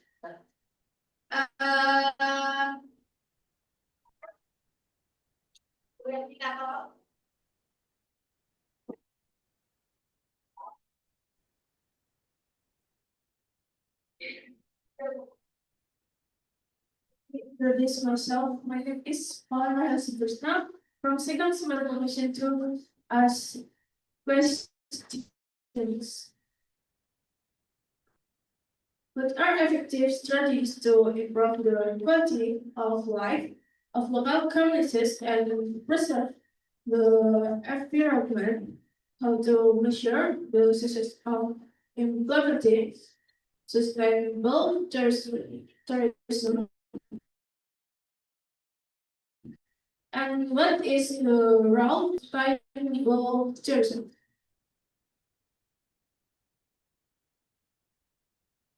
Okay, and the second question? Okay, we have 3 questions. Okay. Please, second. Okay, Good morning. I will be introduce myself. My name is Yolanda from second semester for Mandala Please ini. My question is, ecotourism personally has positive and negative impact. Tax and damage to the original habitat and ecosystem. To prevent this, what effort can be made? On the one hand, ecotourism must be configured because it helps local communities. Thank you. Good morning. Is Indonesia. Permission to add 2, 3, How to preserve ecotourism and maximize tourism. Thank you. Okay, thank you very much. We have few questions here. Untuk yang pertanyaan pertama, mohon maaf, aku sudah diulang di bahasa Indonesia supaya lebih jelas. Karen, terima kasih. Ini mahasiswa kita ya. Agak panjang tadi pertanyaannya, so I think we have to repeat the question dengan lebih jelas lagi. Apa saja strategi efektif untuk meningkatkan Strategi efektif untuk meningkatkan apa saja strategi efektif untuk meningkatkan kualitas itu masyarakat lokal dan melestarikan lingkungan? Bagaimana mengukur keberhasilan implementasi pariwisata berkelanjutan dan bagaimana peran masyarakat lokal dalam mendukung pariwisata berkelanjutan? Oke. Terima kasih banyak Pak, thank you very much. Satu pertanyaan tapi memiliki anak ya, punya apa? Terjaga. Oke. So first question is tentang tadi berkaitan mungkin dengan stakeholders dan ekosistem tadi. Silakan Prof untuk menjelaskan pertanyaan nomor. Okay, get the right now, yeah, for I believe that there are three questions. Yeah, three questions. The first question is about the how to increase the local participations. Okay, participations on the tourism's activities on the tourism business. The key points. Yeah, the key point in here is we have to design the ecosystem, which is the resources is from them. This is from them. For example, like this, when we talk about destinations, yeah, destinations, when we come up with the homestay, yeah, when we come with the homestay, this is one of the shortcut on how to bring locals, yeah, to the ecosystem, to the business ecosystem. Homestay, yeah, of course, with the standard, yeah. So what is our task right now? Our task is to educate them, you know. Our task is to educate them. Our task is to make sure that when we sell the homestay to the market, so the standard are there, the safety, cleanliness, the facilities, you know. So this is the process on how we design the ecosystem. This is the process on how we bring locals to the business itself. Now, of course, homestay owner, for the first, second time, you know, for the business, they feels like they need guidance. So in short, that's they need guidance on how we bring them. That's this is the local taste. This is the local identity, the local characteristics that we have to keep here as a unique selling point in our business. This is one of the example homestay. Next is maybe we talk about the facilities or the infrastructure for the tourism itself. You know, so to answer these questions, yeah, to answer the questions, to increase their welfare, to increase their you know, to increase their participations. Of course, the education is the most important thing. Training to them, you know, training is the most important thing. How we bring them to the business, you know, this is the agenda. This is our assignments, all of us in this room, you know, those who offline and online, yeah. That's we believe that's normally if I come to the tourism destination, the first agenda is normally I just hang around seeing that's what are the, and then start to write, you know, what are the things that they have in their home, what they have in their environment, what they have in their circle, you know. And then this is our role as a designer, you know, when we have this data, and then we see that's this is like, then next we do grouping, you know, grouping for us to make like, okay, like with this circle we are able to utilize, with these sources we're able to. So meaning that's this is the art. I call it an art on how we structured, on how we design those resources into a business ecosystem. With the priority is local lah, with the priority of local, with priority that's how locals, involved in these ecosystems. So this is one just example about homestay. Of course, there's a lot of another examples that's we believe that's the methodology is very important, So today actually I'm trying with my best to influence all of us in here. That's the methodology on how we design the ecosystem to bring them closer and closer to the business. Okay, all right. That is question number 1. For question number 2, for question number 2, when we talk about the ecotourism, there's a positive and negative impact. There's some positive and negative impact of the ecotourisms. Of course, when we talk about the impact, positive and negative, it's certain that's every movement have strength and weakness. There's a advantage and disadvantage. This is totally normal. This is totally normal. What is our role as a designer? Our role as a designer is to maximize positive things, to minimize negative things, or to translate, to transform all the negative items into a positive items. So this is the challenge. When we talk about ecotourism, when we talk about positive and negative, within to our environment, to our ecosystems, I cannot say we don't have a negative, but of course there's some of negative item. But the challenge in here is how to minimize the negative items in here through collaborations. Through collaborations on how we try to minimize the negative situations, negative environments through collaborations that we believe that it's not simply that's okay, we eliminate this negative, we take out this negative, no, but of course the process is step by step. Directly to the actions, direct to actions, get some view from experts, get some view from experts and also practitioners because they have experience on how to minimize all the negative items. And then the most important thing is with the collaborations. Normally, if I stuck in the middle with the negative, some of the negative impact on the ecosystem, I prefer to have a collaborations. Collaborations give us a possibility on how to minimize those things. Thank you. Back to moderator.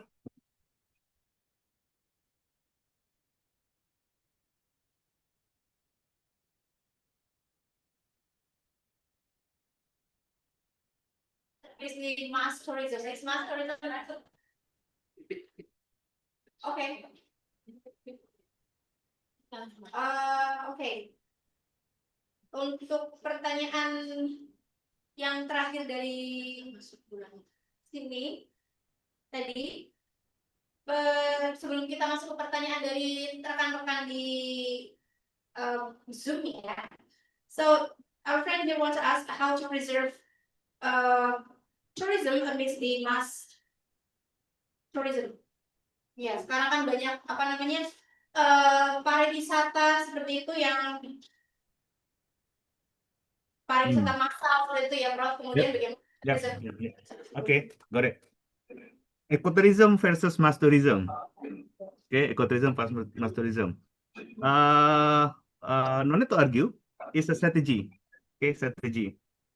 Ecotourism and mass tourism. We talk about quantity versus quality. Which one is your prefer? Which strategy that you want to prioritize? Is it you want to focus with the small number but premium, high price, or we talk about the less price budget? Okay, we talk about a budget level, budget level, but big volume, big volume, and then of course this is it's an options, it's an options. I don't want to call that ecotourism versus mass tourism, but I call it in here as a priority and also strategy. It's about strategic directions. Okay, that which one that we want to put it in our short-term, mid-term, and long-term planning. Is it we start with the premium, or is it we start with the budget, and after that step by step we move to the premium, or we just keep our package is a budget, or we keep our package is a premium. Again, depend on the strategy, depend on how we are seeing the destinations, on how we are seeing the product or services into the strategy that's we believe that's uh, it will, yeah, it work, for us to increase the local participation. Of course, we talk about the continuity or the sustainability itself. The key success is no need to plan, come up with a planning, complicated that planning, but if I may advise directly with the actions, we start from the small things, yeah, but like snowball just now. So we talk from the small things, so it become bigger, bigger, and bigger. Thank you. Back to moderator. Silakan. Jadi tadi untuk ekotourism dan tourism itu tadi berkaitan dengan strategi ya, strategi itu penting sekali. Yep. Okay, then we have question from our audience from Zoom. Hi, I'm Nana Khan from Malaysia. Hello. Nana Khan, Prof, what is your opinion about acceptance and feedback of small, medium business owners in ecotourism on the sustainability? All right. Thank you, Nana Khan. Okay, Miss Nana. When we talk about the acceptance and feedback, so this is that there are two things, acceptance and feedback of the SME business owner, for the in ecotourism, we focus on ecotourism on the sustainability. Are they ready? The answer is 50-50. I cannot say that they are ready. I cannot say that they're ready. Depend on the environments, depend on the environments. Some of the SMEs, some of the SMEs, even some of them, they don't have knowledge about sustainability. What they know, what they have in their daily is promoting, and after that get the business on, and then so they try with their best to get the market on. Actually, this is sustainability, actually they have practices sustainability, but the terms, the term for the SMEs, they just know that, Prof, I'm just selling my this glamping, and then so I want to make sure that every weekend we have occupancy. So this is sustainability. But of course, when we talk about feedback, so acceptance, they will accept. Of course, when we talk about business, they want to make sure that's there's a continuity in their business. But when we talk about the feedback, we talk about the how environmental, with the social and government, with the ESG that I mentioned just now. This is another task assignment to all of us in this room on how we're able to educate them, because practitioners, when we talk about the business owners, they have the agenda is to make sure that the business is running. Of course, when they stop the business, there's a problem, with their cash flow.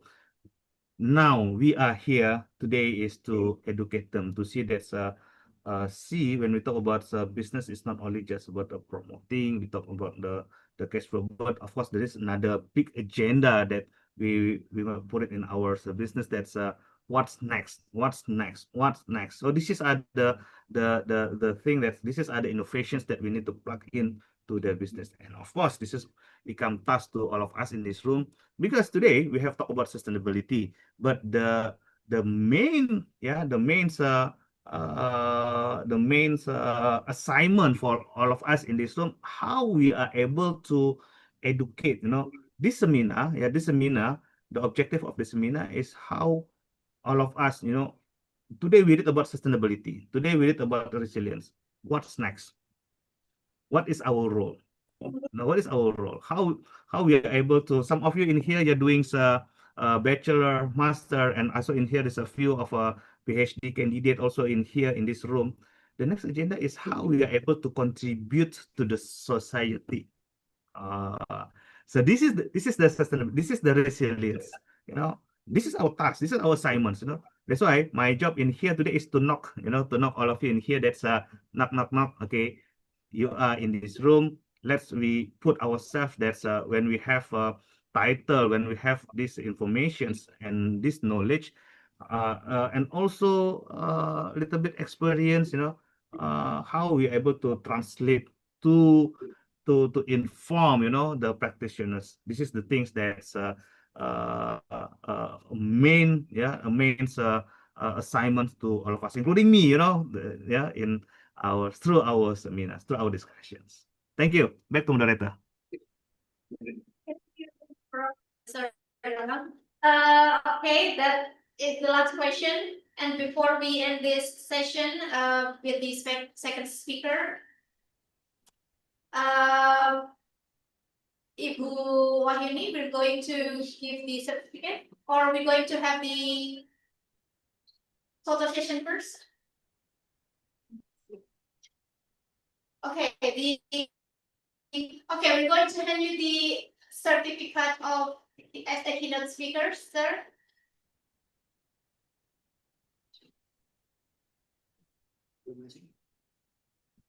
Okay, we are sharing the certificate here. Thank you very much for the insightful presentations. We learned a lot about the ecosystem and tourism ecosystem, and also related to the business, how to be resilient. That is not only about sustainability, but also how to be resilient. It's very interesting. Thank you very much. And are we ready to have the photo session, please? Our virtual. Okay, everyone joining us from the virtual Zoom, please make sure your camera is in the on.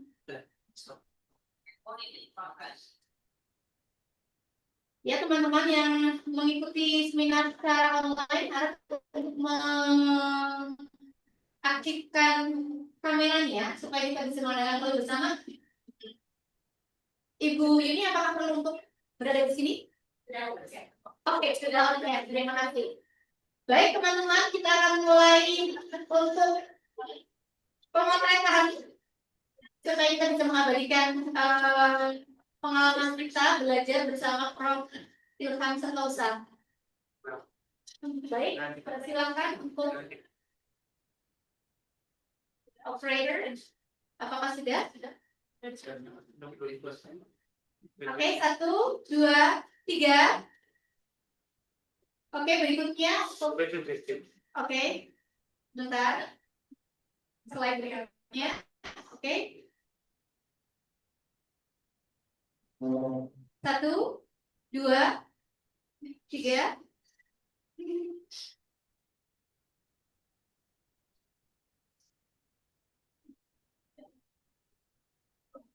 Oke, lagi 1. Oke, belum. Bersabar ya, ini pemotretan dengan narasumber yang sangat kompeten sekali. Kita sudah belajar banyak, sudah atau belum? Oke. Oke. Sudah selesai. Oke, terima kasih banyak. Thank you very much for all the insightful material. We are pleasure and honor to have you here.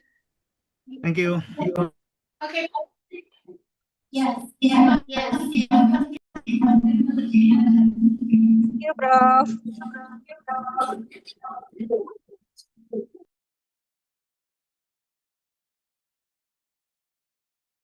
Dengan demikian, kita sudah mengakhiri sesi presentasi dengan speaker kedua. Berikutnya kita akan lanjut ke speaker ketiga, speaker terakhir. We're going to have our last session with the third speaker. And are we connected?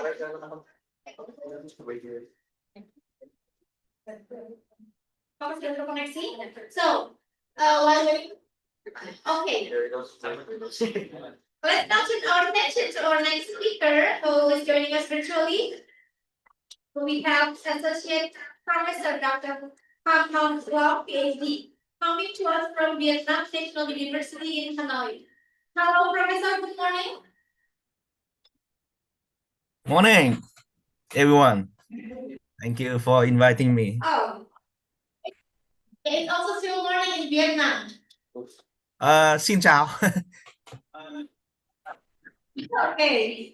Yeah. Well, before we start the discussion, please allow me to briefly introduce you to the audience. Is that okay? So I'm introducing myself, or just you read the note here. Yes, So I'm going to read your. maybe I just Okay, introduce going to myself. It's very easy for me. Okay, all right. Please. Okay, thank you, Professor Ilham, for inviting me, because we are study together in UUM, University Utara Malaysia before, from 2000, and I studied there from 2004 until 2006. But at that time, Professor Ilham studied Ph.D. I just studied master. Later on, I came to Japan to study my Ph.D. So basically, I have background on in tourism, bachelor degree in Vietnam, master degree in Malaysia, and I got my PhD in Japan on in tourism. So in 2013, I came back Vietnam. I'm became the lecturer for Vietnam National University. So my research mostly focusing on ecotourism, community-based tourism, and also sustainable tourism development, but not only in Vietnam, also in Southeast Asia. So at the moment, I'm a young lecturer for several universities outside Vietnam. You can see here Rikyo University in Japan, S.Si University in Malaysia, and University Utara Malaysia, and also Prince of Songkla University in Thailand. So basically, that all information about myself. Very brief, yeah. So I think I'm the last person who present today. So I'm very happy to share my knowledge about sustainable tourism development, not only in Vietnam but in Southeast Asia as well. I try to make my presentation as short as possible, because I would like later on we can have a discussion, Q&A. So can I share my PowerPoint, please? I already sent my request to share my PowerPoint. Okay.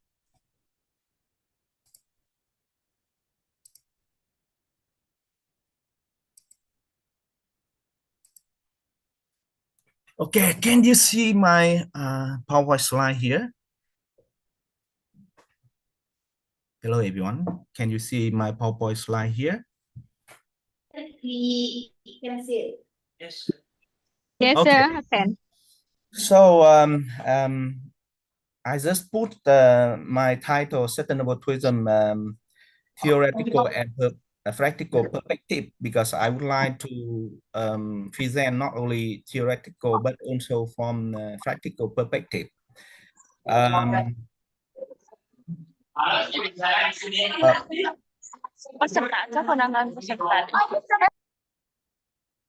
It's okay. Can I present now? Okay, let's start with the introduction. For this topic, because you know that tourism have negative and also positive point. A lot of scholars saying that tourism, if we consider it's as hot as live fire, it can cook your meal, but by the time it can burn down your house. It means that if we just focusing on tourism in terms of economic side, then tourism can bring money, can bring job, investment for us. But by the time it can destroy our environment and also culture perspective. That's why if you see tourism like a fire, it can cook a meal, but it can burn down your house. Recently, a lot of term regarding the tourism, mass tourism and over tourism. Mass tourism, sometimes we still control, but when we talk about the over tourism, it means that we cannot control. Some picture here you can see mostly on the beaches, and a lot of people very crowded, and we sometimes we cannot control how tourists like having their own activity in negative side. So that is the introduction of the issue. Next one. So basing on a lot of like journal and magazine, they're talking about the tourism trend nowadays. You can see on the right side, the journal and magazine, they talking about different kind of different type of tourism. So basically, the tourism trend now is focusing on safety and health, luxury private travel, responsible, sustainable, and conservation, and so on. So especially after the COVID-19, you can see the trend emerging right now. And of course, we can see the responsible, sustainable tourism as well. Next one. So what I'm going to talk about the sustainable tourism from the theoretical and practical perspective. I'm trying to use the framework, including 5W1H. This is a comprehensive framework I would like to share. So what I'm going to talk is I'm going to present about the sustainable tourism from 5W1H perspective. So what I'm talking is about when, what, why, who, where, and how. So let me go to the first slide about the when did the sustainable tourism appear. So according to many scholars, they consider Grip Pendock, a Switzerland author, as the first and also founding father of sustainable tourism, because in the his book about the landscape eater, he mentioned about soft tourism. He mentioned about soft tourism from long ago, in around 1970. But then after that, you can see the development of sustainable tourism development. Here you can see initially the discussion about the sustainable tourism appeared in 1980, but then in 1992 there is a Earth Summit organized in Rio, and they introduced the 21 agenda, including sustainable tourism. And officially, the Journal of Sustainable Tourism published the first definition of sustainable tourism in 1993, and later on in 2002 in Cape Town Declaration, they also talk about and promote about sustainable tourism. And of course, everyone knows that 2015, the United Nations, including 17 sustainable development goal, and for tourism we also have to follow 17 sustainable development goal. So that is the development or evolution of sustainable tourism. I would like now also mention, focusing on this year, in 2017, United Nations consider as International Year of Sustainable Tourism for Development. So we have to, this is very key history of tourism development. So now I'm moving to the what is. The first question is when does sustainable tourism appear? And now I try to answer the question, what is sustainable development and what is sustainable tourism development? So basically my presentation overlapping with the first one, so I don't want to repeat again, but you all know that in Brundtland Commission in 1987, already mentioned about the development that meets the need of without compromising the ability of future generations to meet their own needs. Sorry. Then in Rio, 1992, they mentioned about cheap bottom line, with including sustainable tourism with triangle 1. First, focusing on economic with financial sustainability and prosperity. Second, on the environmental perspective, it means that we have to conserve the natural resources and biodiversity, and thus regarding social and cultural community well-being and cultural preservation. So that is what is sustainable development. Here is what is sustainable tourism. So according to the United Nations World Tourism Organization, they said that tourism takes full account of its current and future economic, social, and environmental impact, addressing the need of the industry, the environment, and host community. So it means that balancing between different stakeholder and impact. Next one. This also is key point. When we are talking about sustainable tourism, we're talking about the destination, but on the way to reach to arise sustainable tourism, a lot of people saying that we have to take care about responsible tourism. It means that every stakeholder have their role in sustainable tourism development. So in Cape Town, 2002, they mentioned about responsible tourism. Next one, this one I already mentioned. Nowadays, when we are talking about the sustainable tourism, we're not only talking about the three triangle.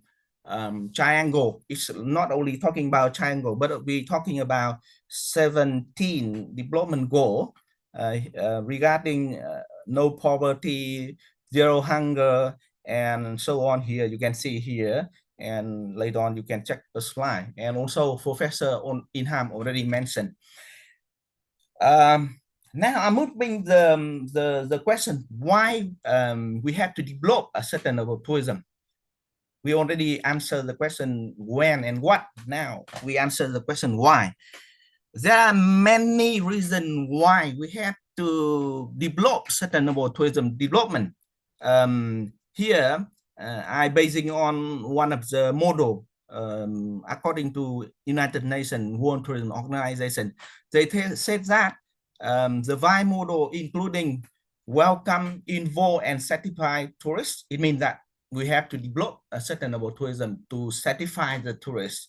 And next one, ensuring economic sustainable development for business, or it means that we have to make the profitable and for prosperous industry.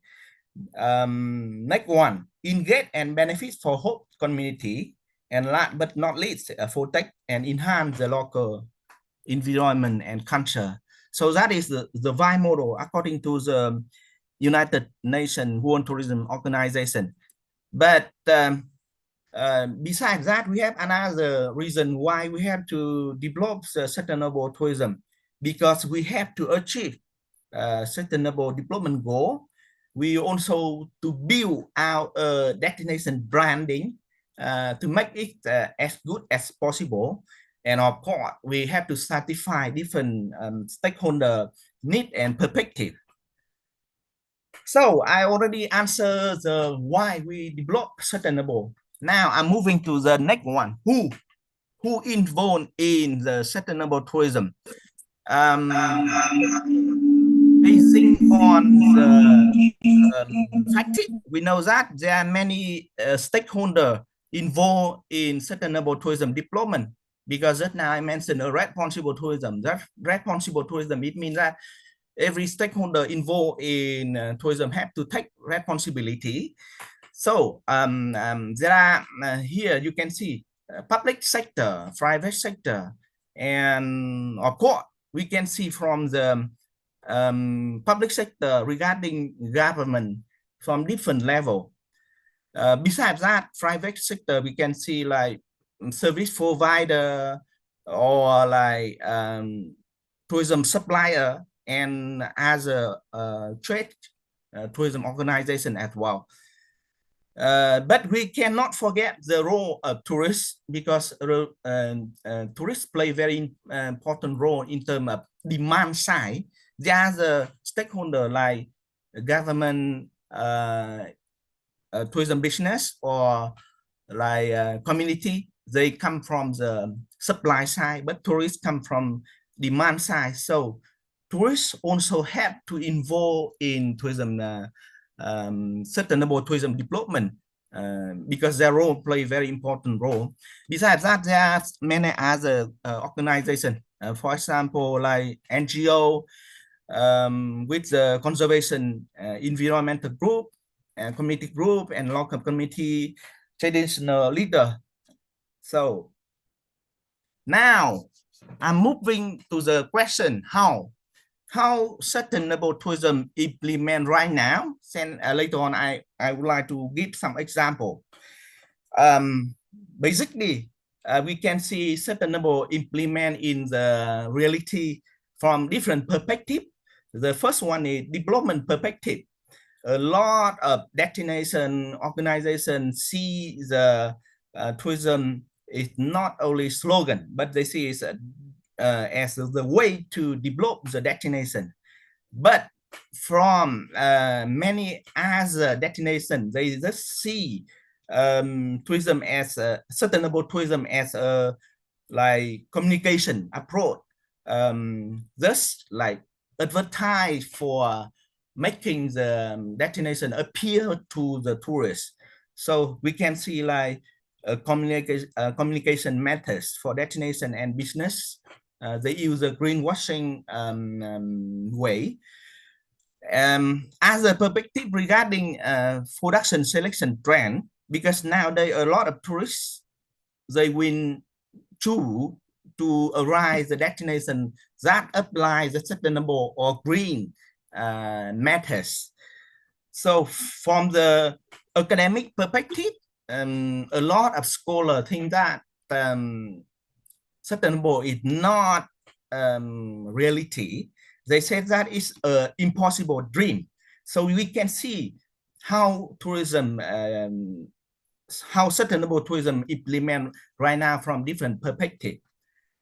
But despite the various debates, sustainable tourism still having implemented in many countries right now. So we now I'm giving when and where. I just would like to mention about here. We all love the quality tourism, right? Because that now Professor Ilham also mentioned we have to choose quantity or quality. But when regarding the sustainable tourism, we have to focus on quality tourism. It means that maybe less visitor, longer stay, and spending more money. So this is like the way we have to choose quality or quantity. So what is quality tourism? There is a definition here, it's quite long, but I just want to focus on the last sentence. It seek to strike a balance between environment benefits and also the cultural preservation. And I would like to mention about some country example how they run the sustainable tourism. Here you can see picture where I sat together with some Bhutanese. I came to Bhutanese like I think 8 years ago, and I know that Bhutan have very good tourism policy regarding sustainable development. At the beginning, they say they follow the policy regarding high value, low volume, but now they change to high value, low impact. They charge every tourist coming to Bhutan is $250 on the high season. but they put it lower, the $200 per day in the low season. It means that they use very good flight policy to promote sustainable tourism. When having more tourists, they are having high price to reduce the tourists. When in the low season, less tourists, they also reduce the flight to attract more tourists to come. So this is very good way that Bhutan running for sustainable tourism. Next one, I would like to mention about the Thailand as a we all know that Thailand is now ranking #1 in terms of welcoming tourists to Southeast Asia. They have very good strategy. In 2024, they focusing on elevating supply and sustainable standards, and they try to make every tourist coming to Thailand having meaningful experience. They promote Thai as a soft power country with the 5 app. What is 5 app? App 1 is focused on food, second on film, the third one on fashion, the fourth one on fighting, and the last one on festival. So they focus on the product like that. And of course, they try to achieve the sustainable goal.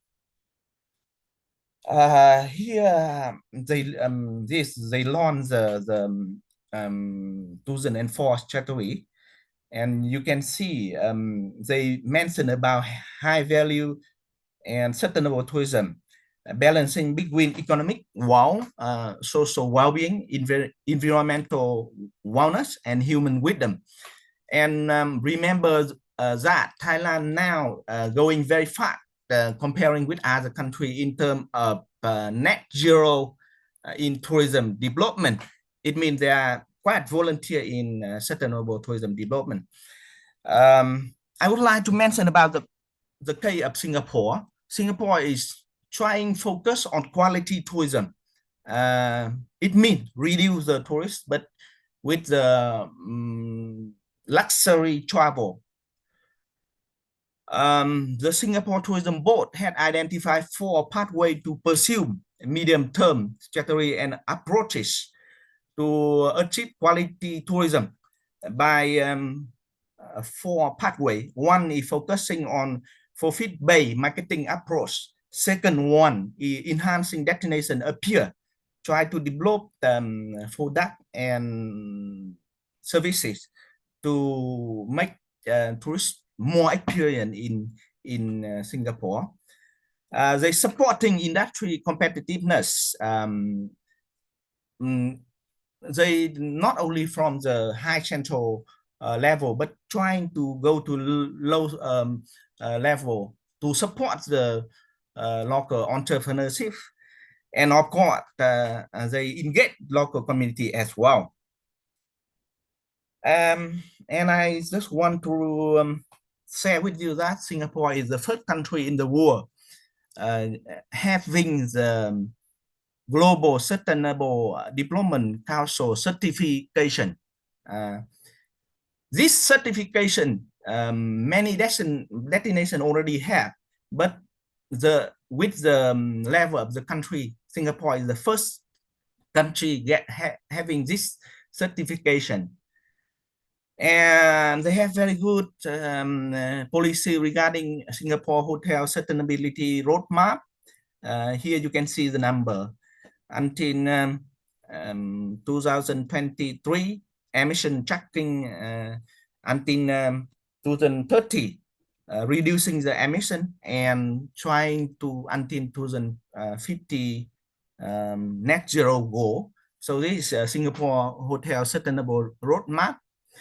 They also have the roadmap for MICE sustainability to be the Asia Pacific leading sustainable MICE destination, and focusing on circular economy, reducing, recycling, and managing waste, and reducing energy and carbon emission. So this is the way they are running, focusing on quality rather than quantity. So now I'm coming to most of my last slides. So what topic the sustainable tourism research right now in the world and in Southeast Asia people are focusing on? The first one, many destinations now trying focus on the measurement methods of sustainable tourism development. How measure the sustainable tourism development? And second, they focus on the different role of different stakeholders. And third one, they focus research on the climate change, how to deal with the climate, how to make the climate become like the potential for tourism development. And many destinations focus on the pricing policy as well. Of course, gender issue is a problem for sustainable development. And there has an issue regarding national policy and circular economy in tourism sustainable development research. I would like to mention about one quote by Mahatma Gandhi. She said that be the change you want to see in this world and be careful with the tourism. It when it succeeds, it can be a victim of its own, because when we having more tourists who come to destination, we have to suffer the negative impact from welcoming tourists as well. So that is all my presentation. Thank you very much for your listening. I'm really happy to share with you just now what knowledge I have in my mind. Thank you.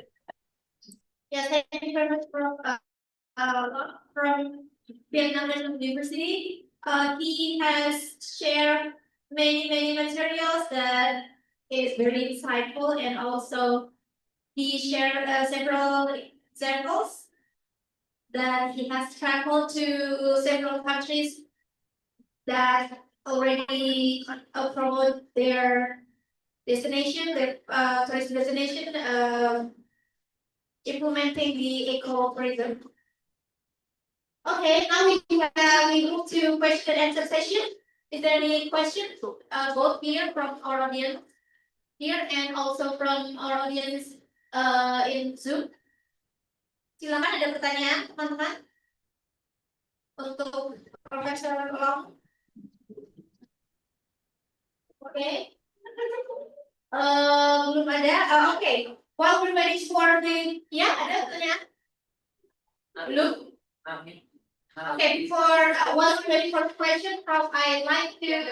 Okay, I've read your profile, and it said that you have conducted extensive research on community-based tourism and sustainable tourism in several areas in Vietnam. It's very interesting, and I'm curious. What your biggest challenge that you face when you conduct the research? Yeah, I think you also educated and promoting ecotourism. What was your biggest challenge? Can you share your experience?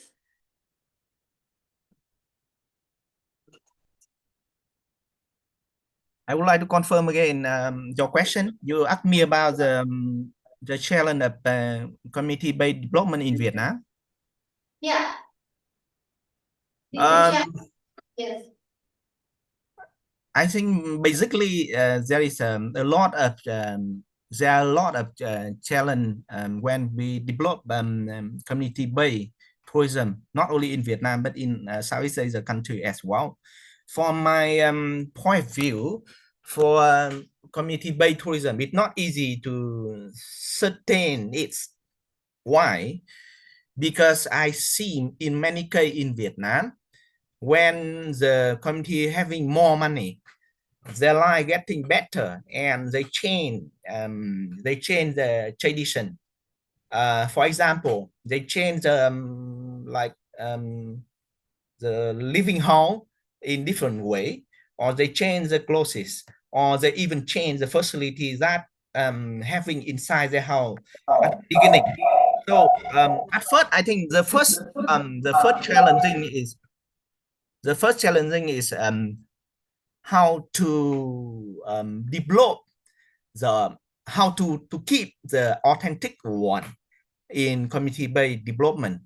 Second one, I think we have for community-based, we are facing up with the human resource lacking. Why?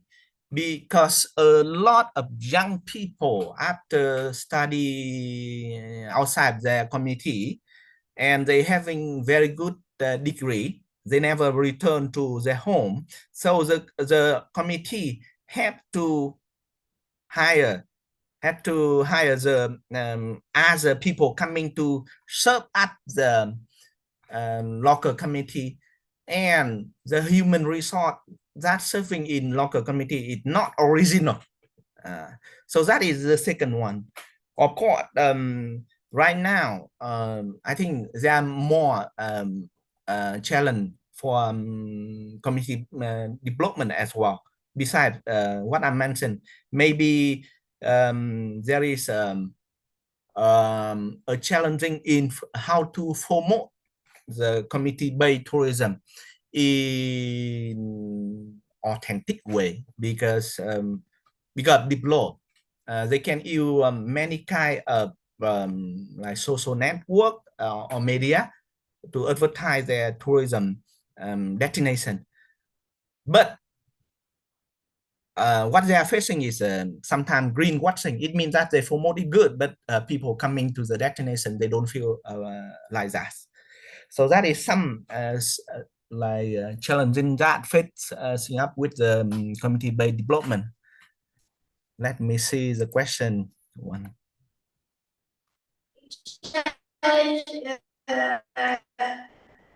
Actually, I read the research topic that you offered to us about stakeholders' roles. So it also will help reduce the challenge itself, right? So, okay.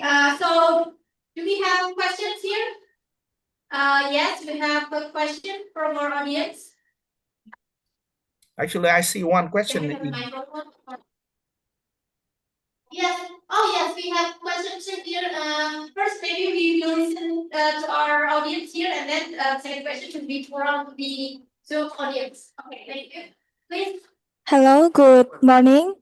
Allow me to introduce myself. My name is Yolanda from the second semester in Akademi Pariwisata Mandala Bhakti Surakarta. My question is, such as definition and principle of ecotourism itself regarding the empowerment of community awareness, both local and visitors, how to build that awareness itself.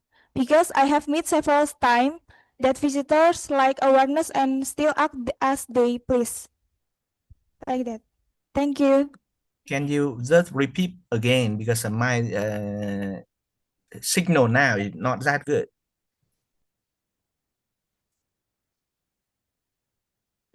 But how to build awareness to the local communities, because local communities hasn't yet understand about how to preserve their environment when their environment actually has this tourism attractiveness.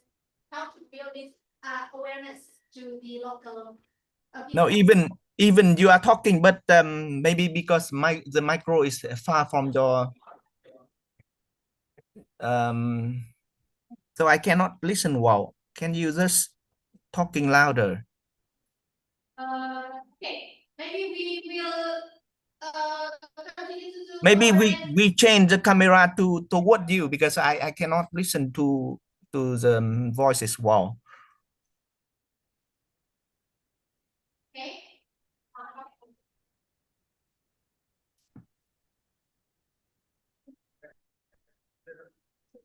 Oke, boleh diulangi pertanyaan?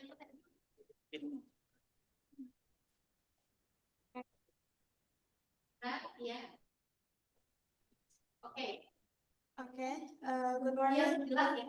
Allow me to introduce myself. My name is Yolanda from second semester in Mandala Bhakti Surakarta Tourism Academy. My question is, such as the definition and principles of ecotourism itself regarding the importance of community awareness, both local and visitors, how to build that awareness itself. Because I have been several times that visitors lack awareness and still act as they please. Like that. Okay, is it clear?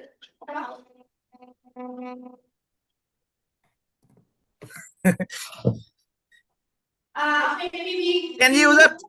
I'm not. I cannot catch up. I just listen about the awareness something, but I cannot catch up what you mean. So can you just try that one again?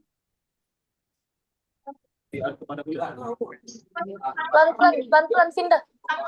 Bantuan. Aku tak datang ini.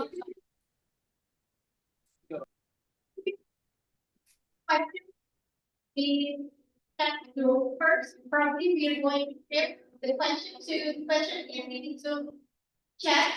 Prof, what policies and strategies can we adopt to ensure the sustainability of their tourism sector?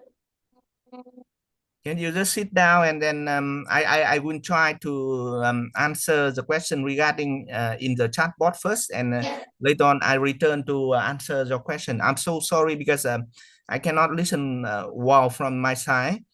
I try to answer the question from University of KL first. She asked me about how to face the challenge of maintaining the local fry in the tourist village area. This quite difficult regarding the local fry, because you know that when organized tourist area like community-based area, people normally basing on their authenticity or their own characteristic, and they are normally fry with what they are having. But I mentioned, when having more tourists to come, maybe the characteristic of local fry appear time by time. Why? Because they modify the culture.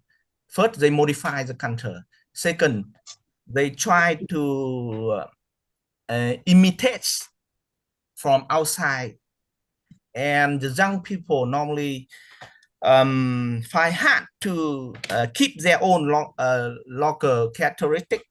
That's why local fry becomes a challenging when having tourism development. For the many destinations, I know that for many destinations, I know that they try to educate the young people about the local fry.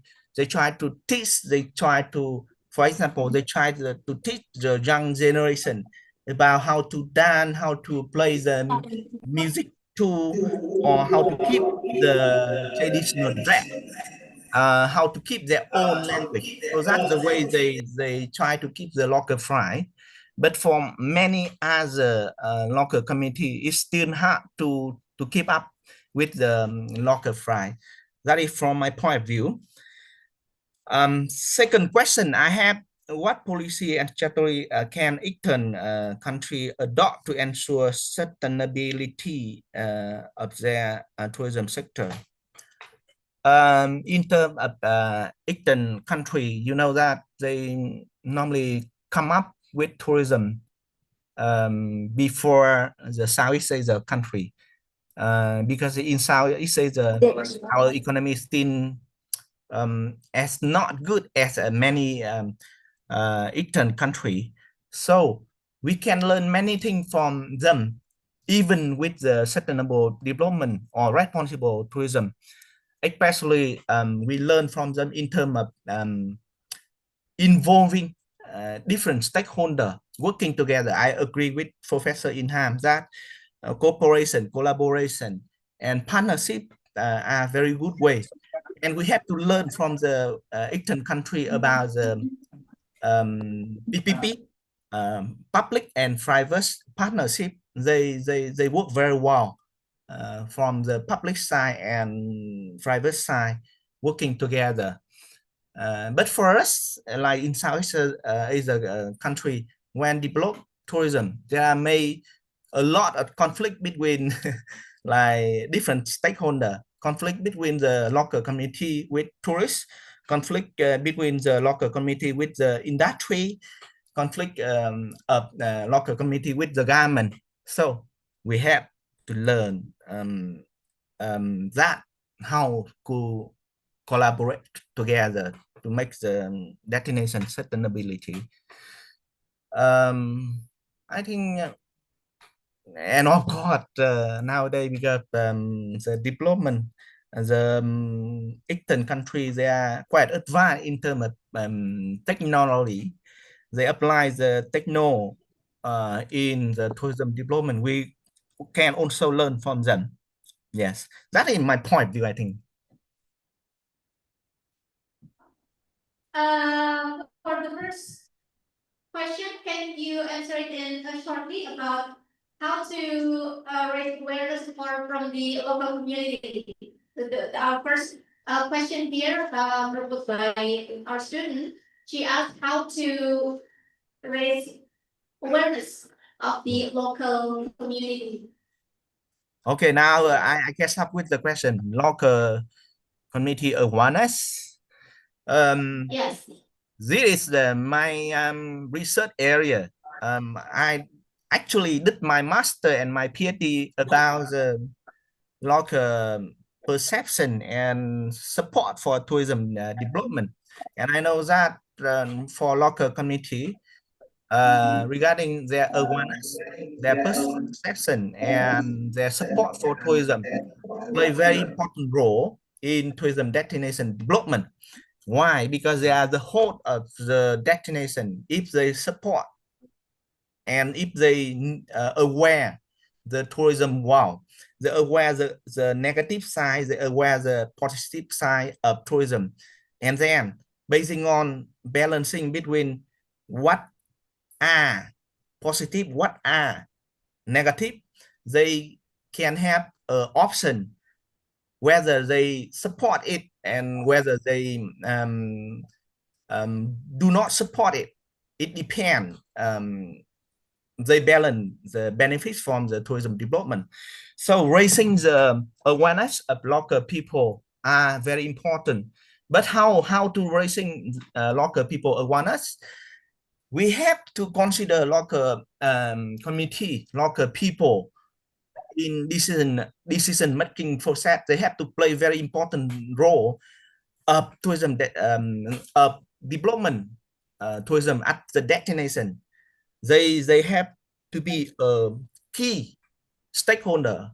No way, because if they don't play the key decision making process, then they become neglected and they try to again the tourism development. So raising mentioning about the local community, we have to take care their role and always raising up their role as a key stakeholder in community development, I think. Okay, thank you very much for the answer and the explanation. So that is our final discussion. But before we end this session with speaker 3, we'd like to award the certificate for you as the keynote speaker, sir. By the time, I would like to share a little bit about Professor Ilham. Yeah, okay. Well, sorry, Professor Ilham. Professor Ilham had a question that he wants to ask to Prof. Vietnam tourism strategy. Please share your experience, sir. I think for the Vietnam tourism strategy right now is quite good because this year, I just want to share with you that this year Vietnam plan to welcome 22 to 23 million tourists coming to Vietnam. And how because we basing on mostly on the main markets, including Korean, China, Japan, and right now we're focusing on the Southeast Asia as well, because Southeast Asia is close to it, and we know that a lot of Southeast Asian tourists would like to come to Vietnam because not only of the culture, also of the natural resources. And the revisit territory in Vietnam is also quite good because you know that Korean and China, they have a lot of company in Vietnam, so their tourists not coming to Vietnam one time, but they come to Vietnam many times. So that's why the number of tourists, international tourists coming to Vietnam, raising up year by year. And this year we try to over number comparing with 2019 number. So that's a little bit sharing. Thank you. Thank you, Prof. Long. For engaging in this very effective discussion. Coming back to our, yes, we are awarding Prof. M.Hum Long a certificate as speaker of today's seminar.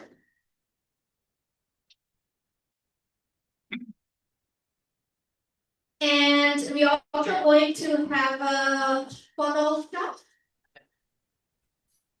Okay, please kindly turn on your camera so that we can have photo shot together with Professor Long here and also Professor Ilham.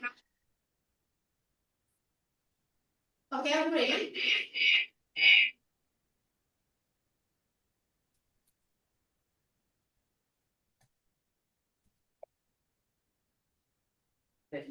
Okay.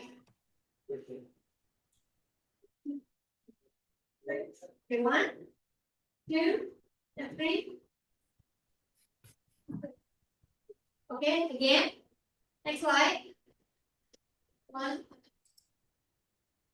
and 2. Okay.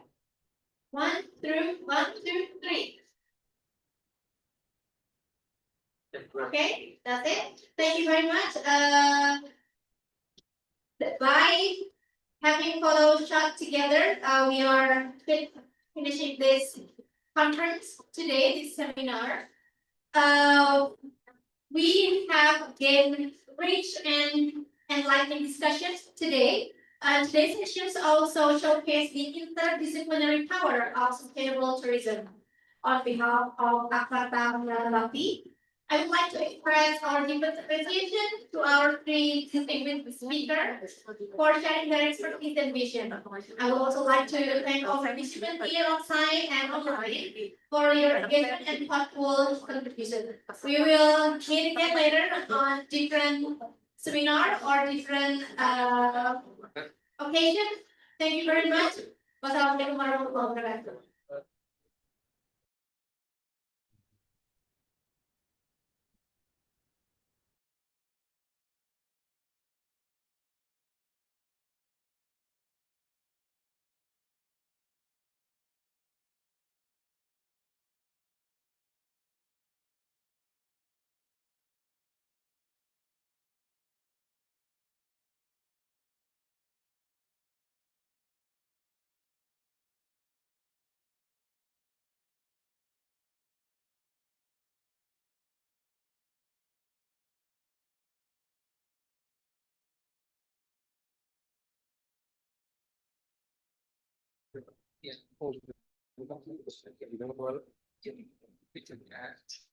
Okay, dear ladies and gentlemen, and all of your listeners, we'd like to say thank you so much for the three amazing speakers and our moderator, Ms. Lia Dewinta, who guided our international seminar today. And now, finally, we have reached the end of today's seminar workshop entitled Integrated Sustainability and Eco-Green Principle.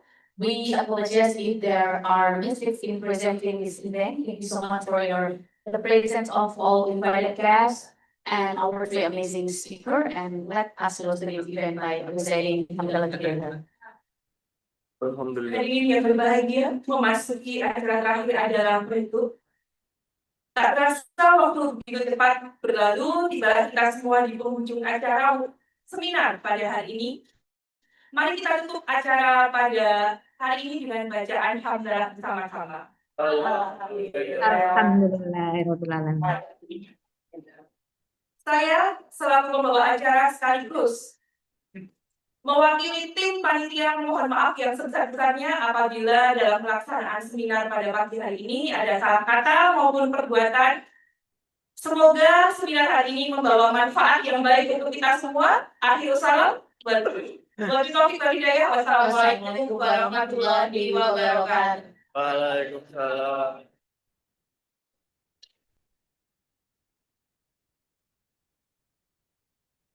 Thank you. Izin live nggih.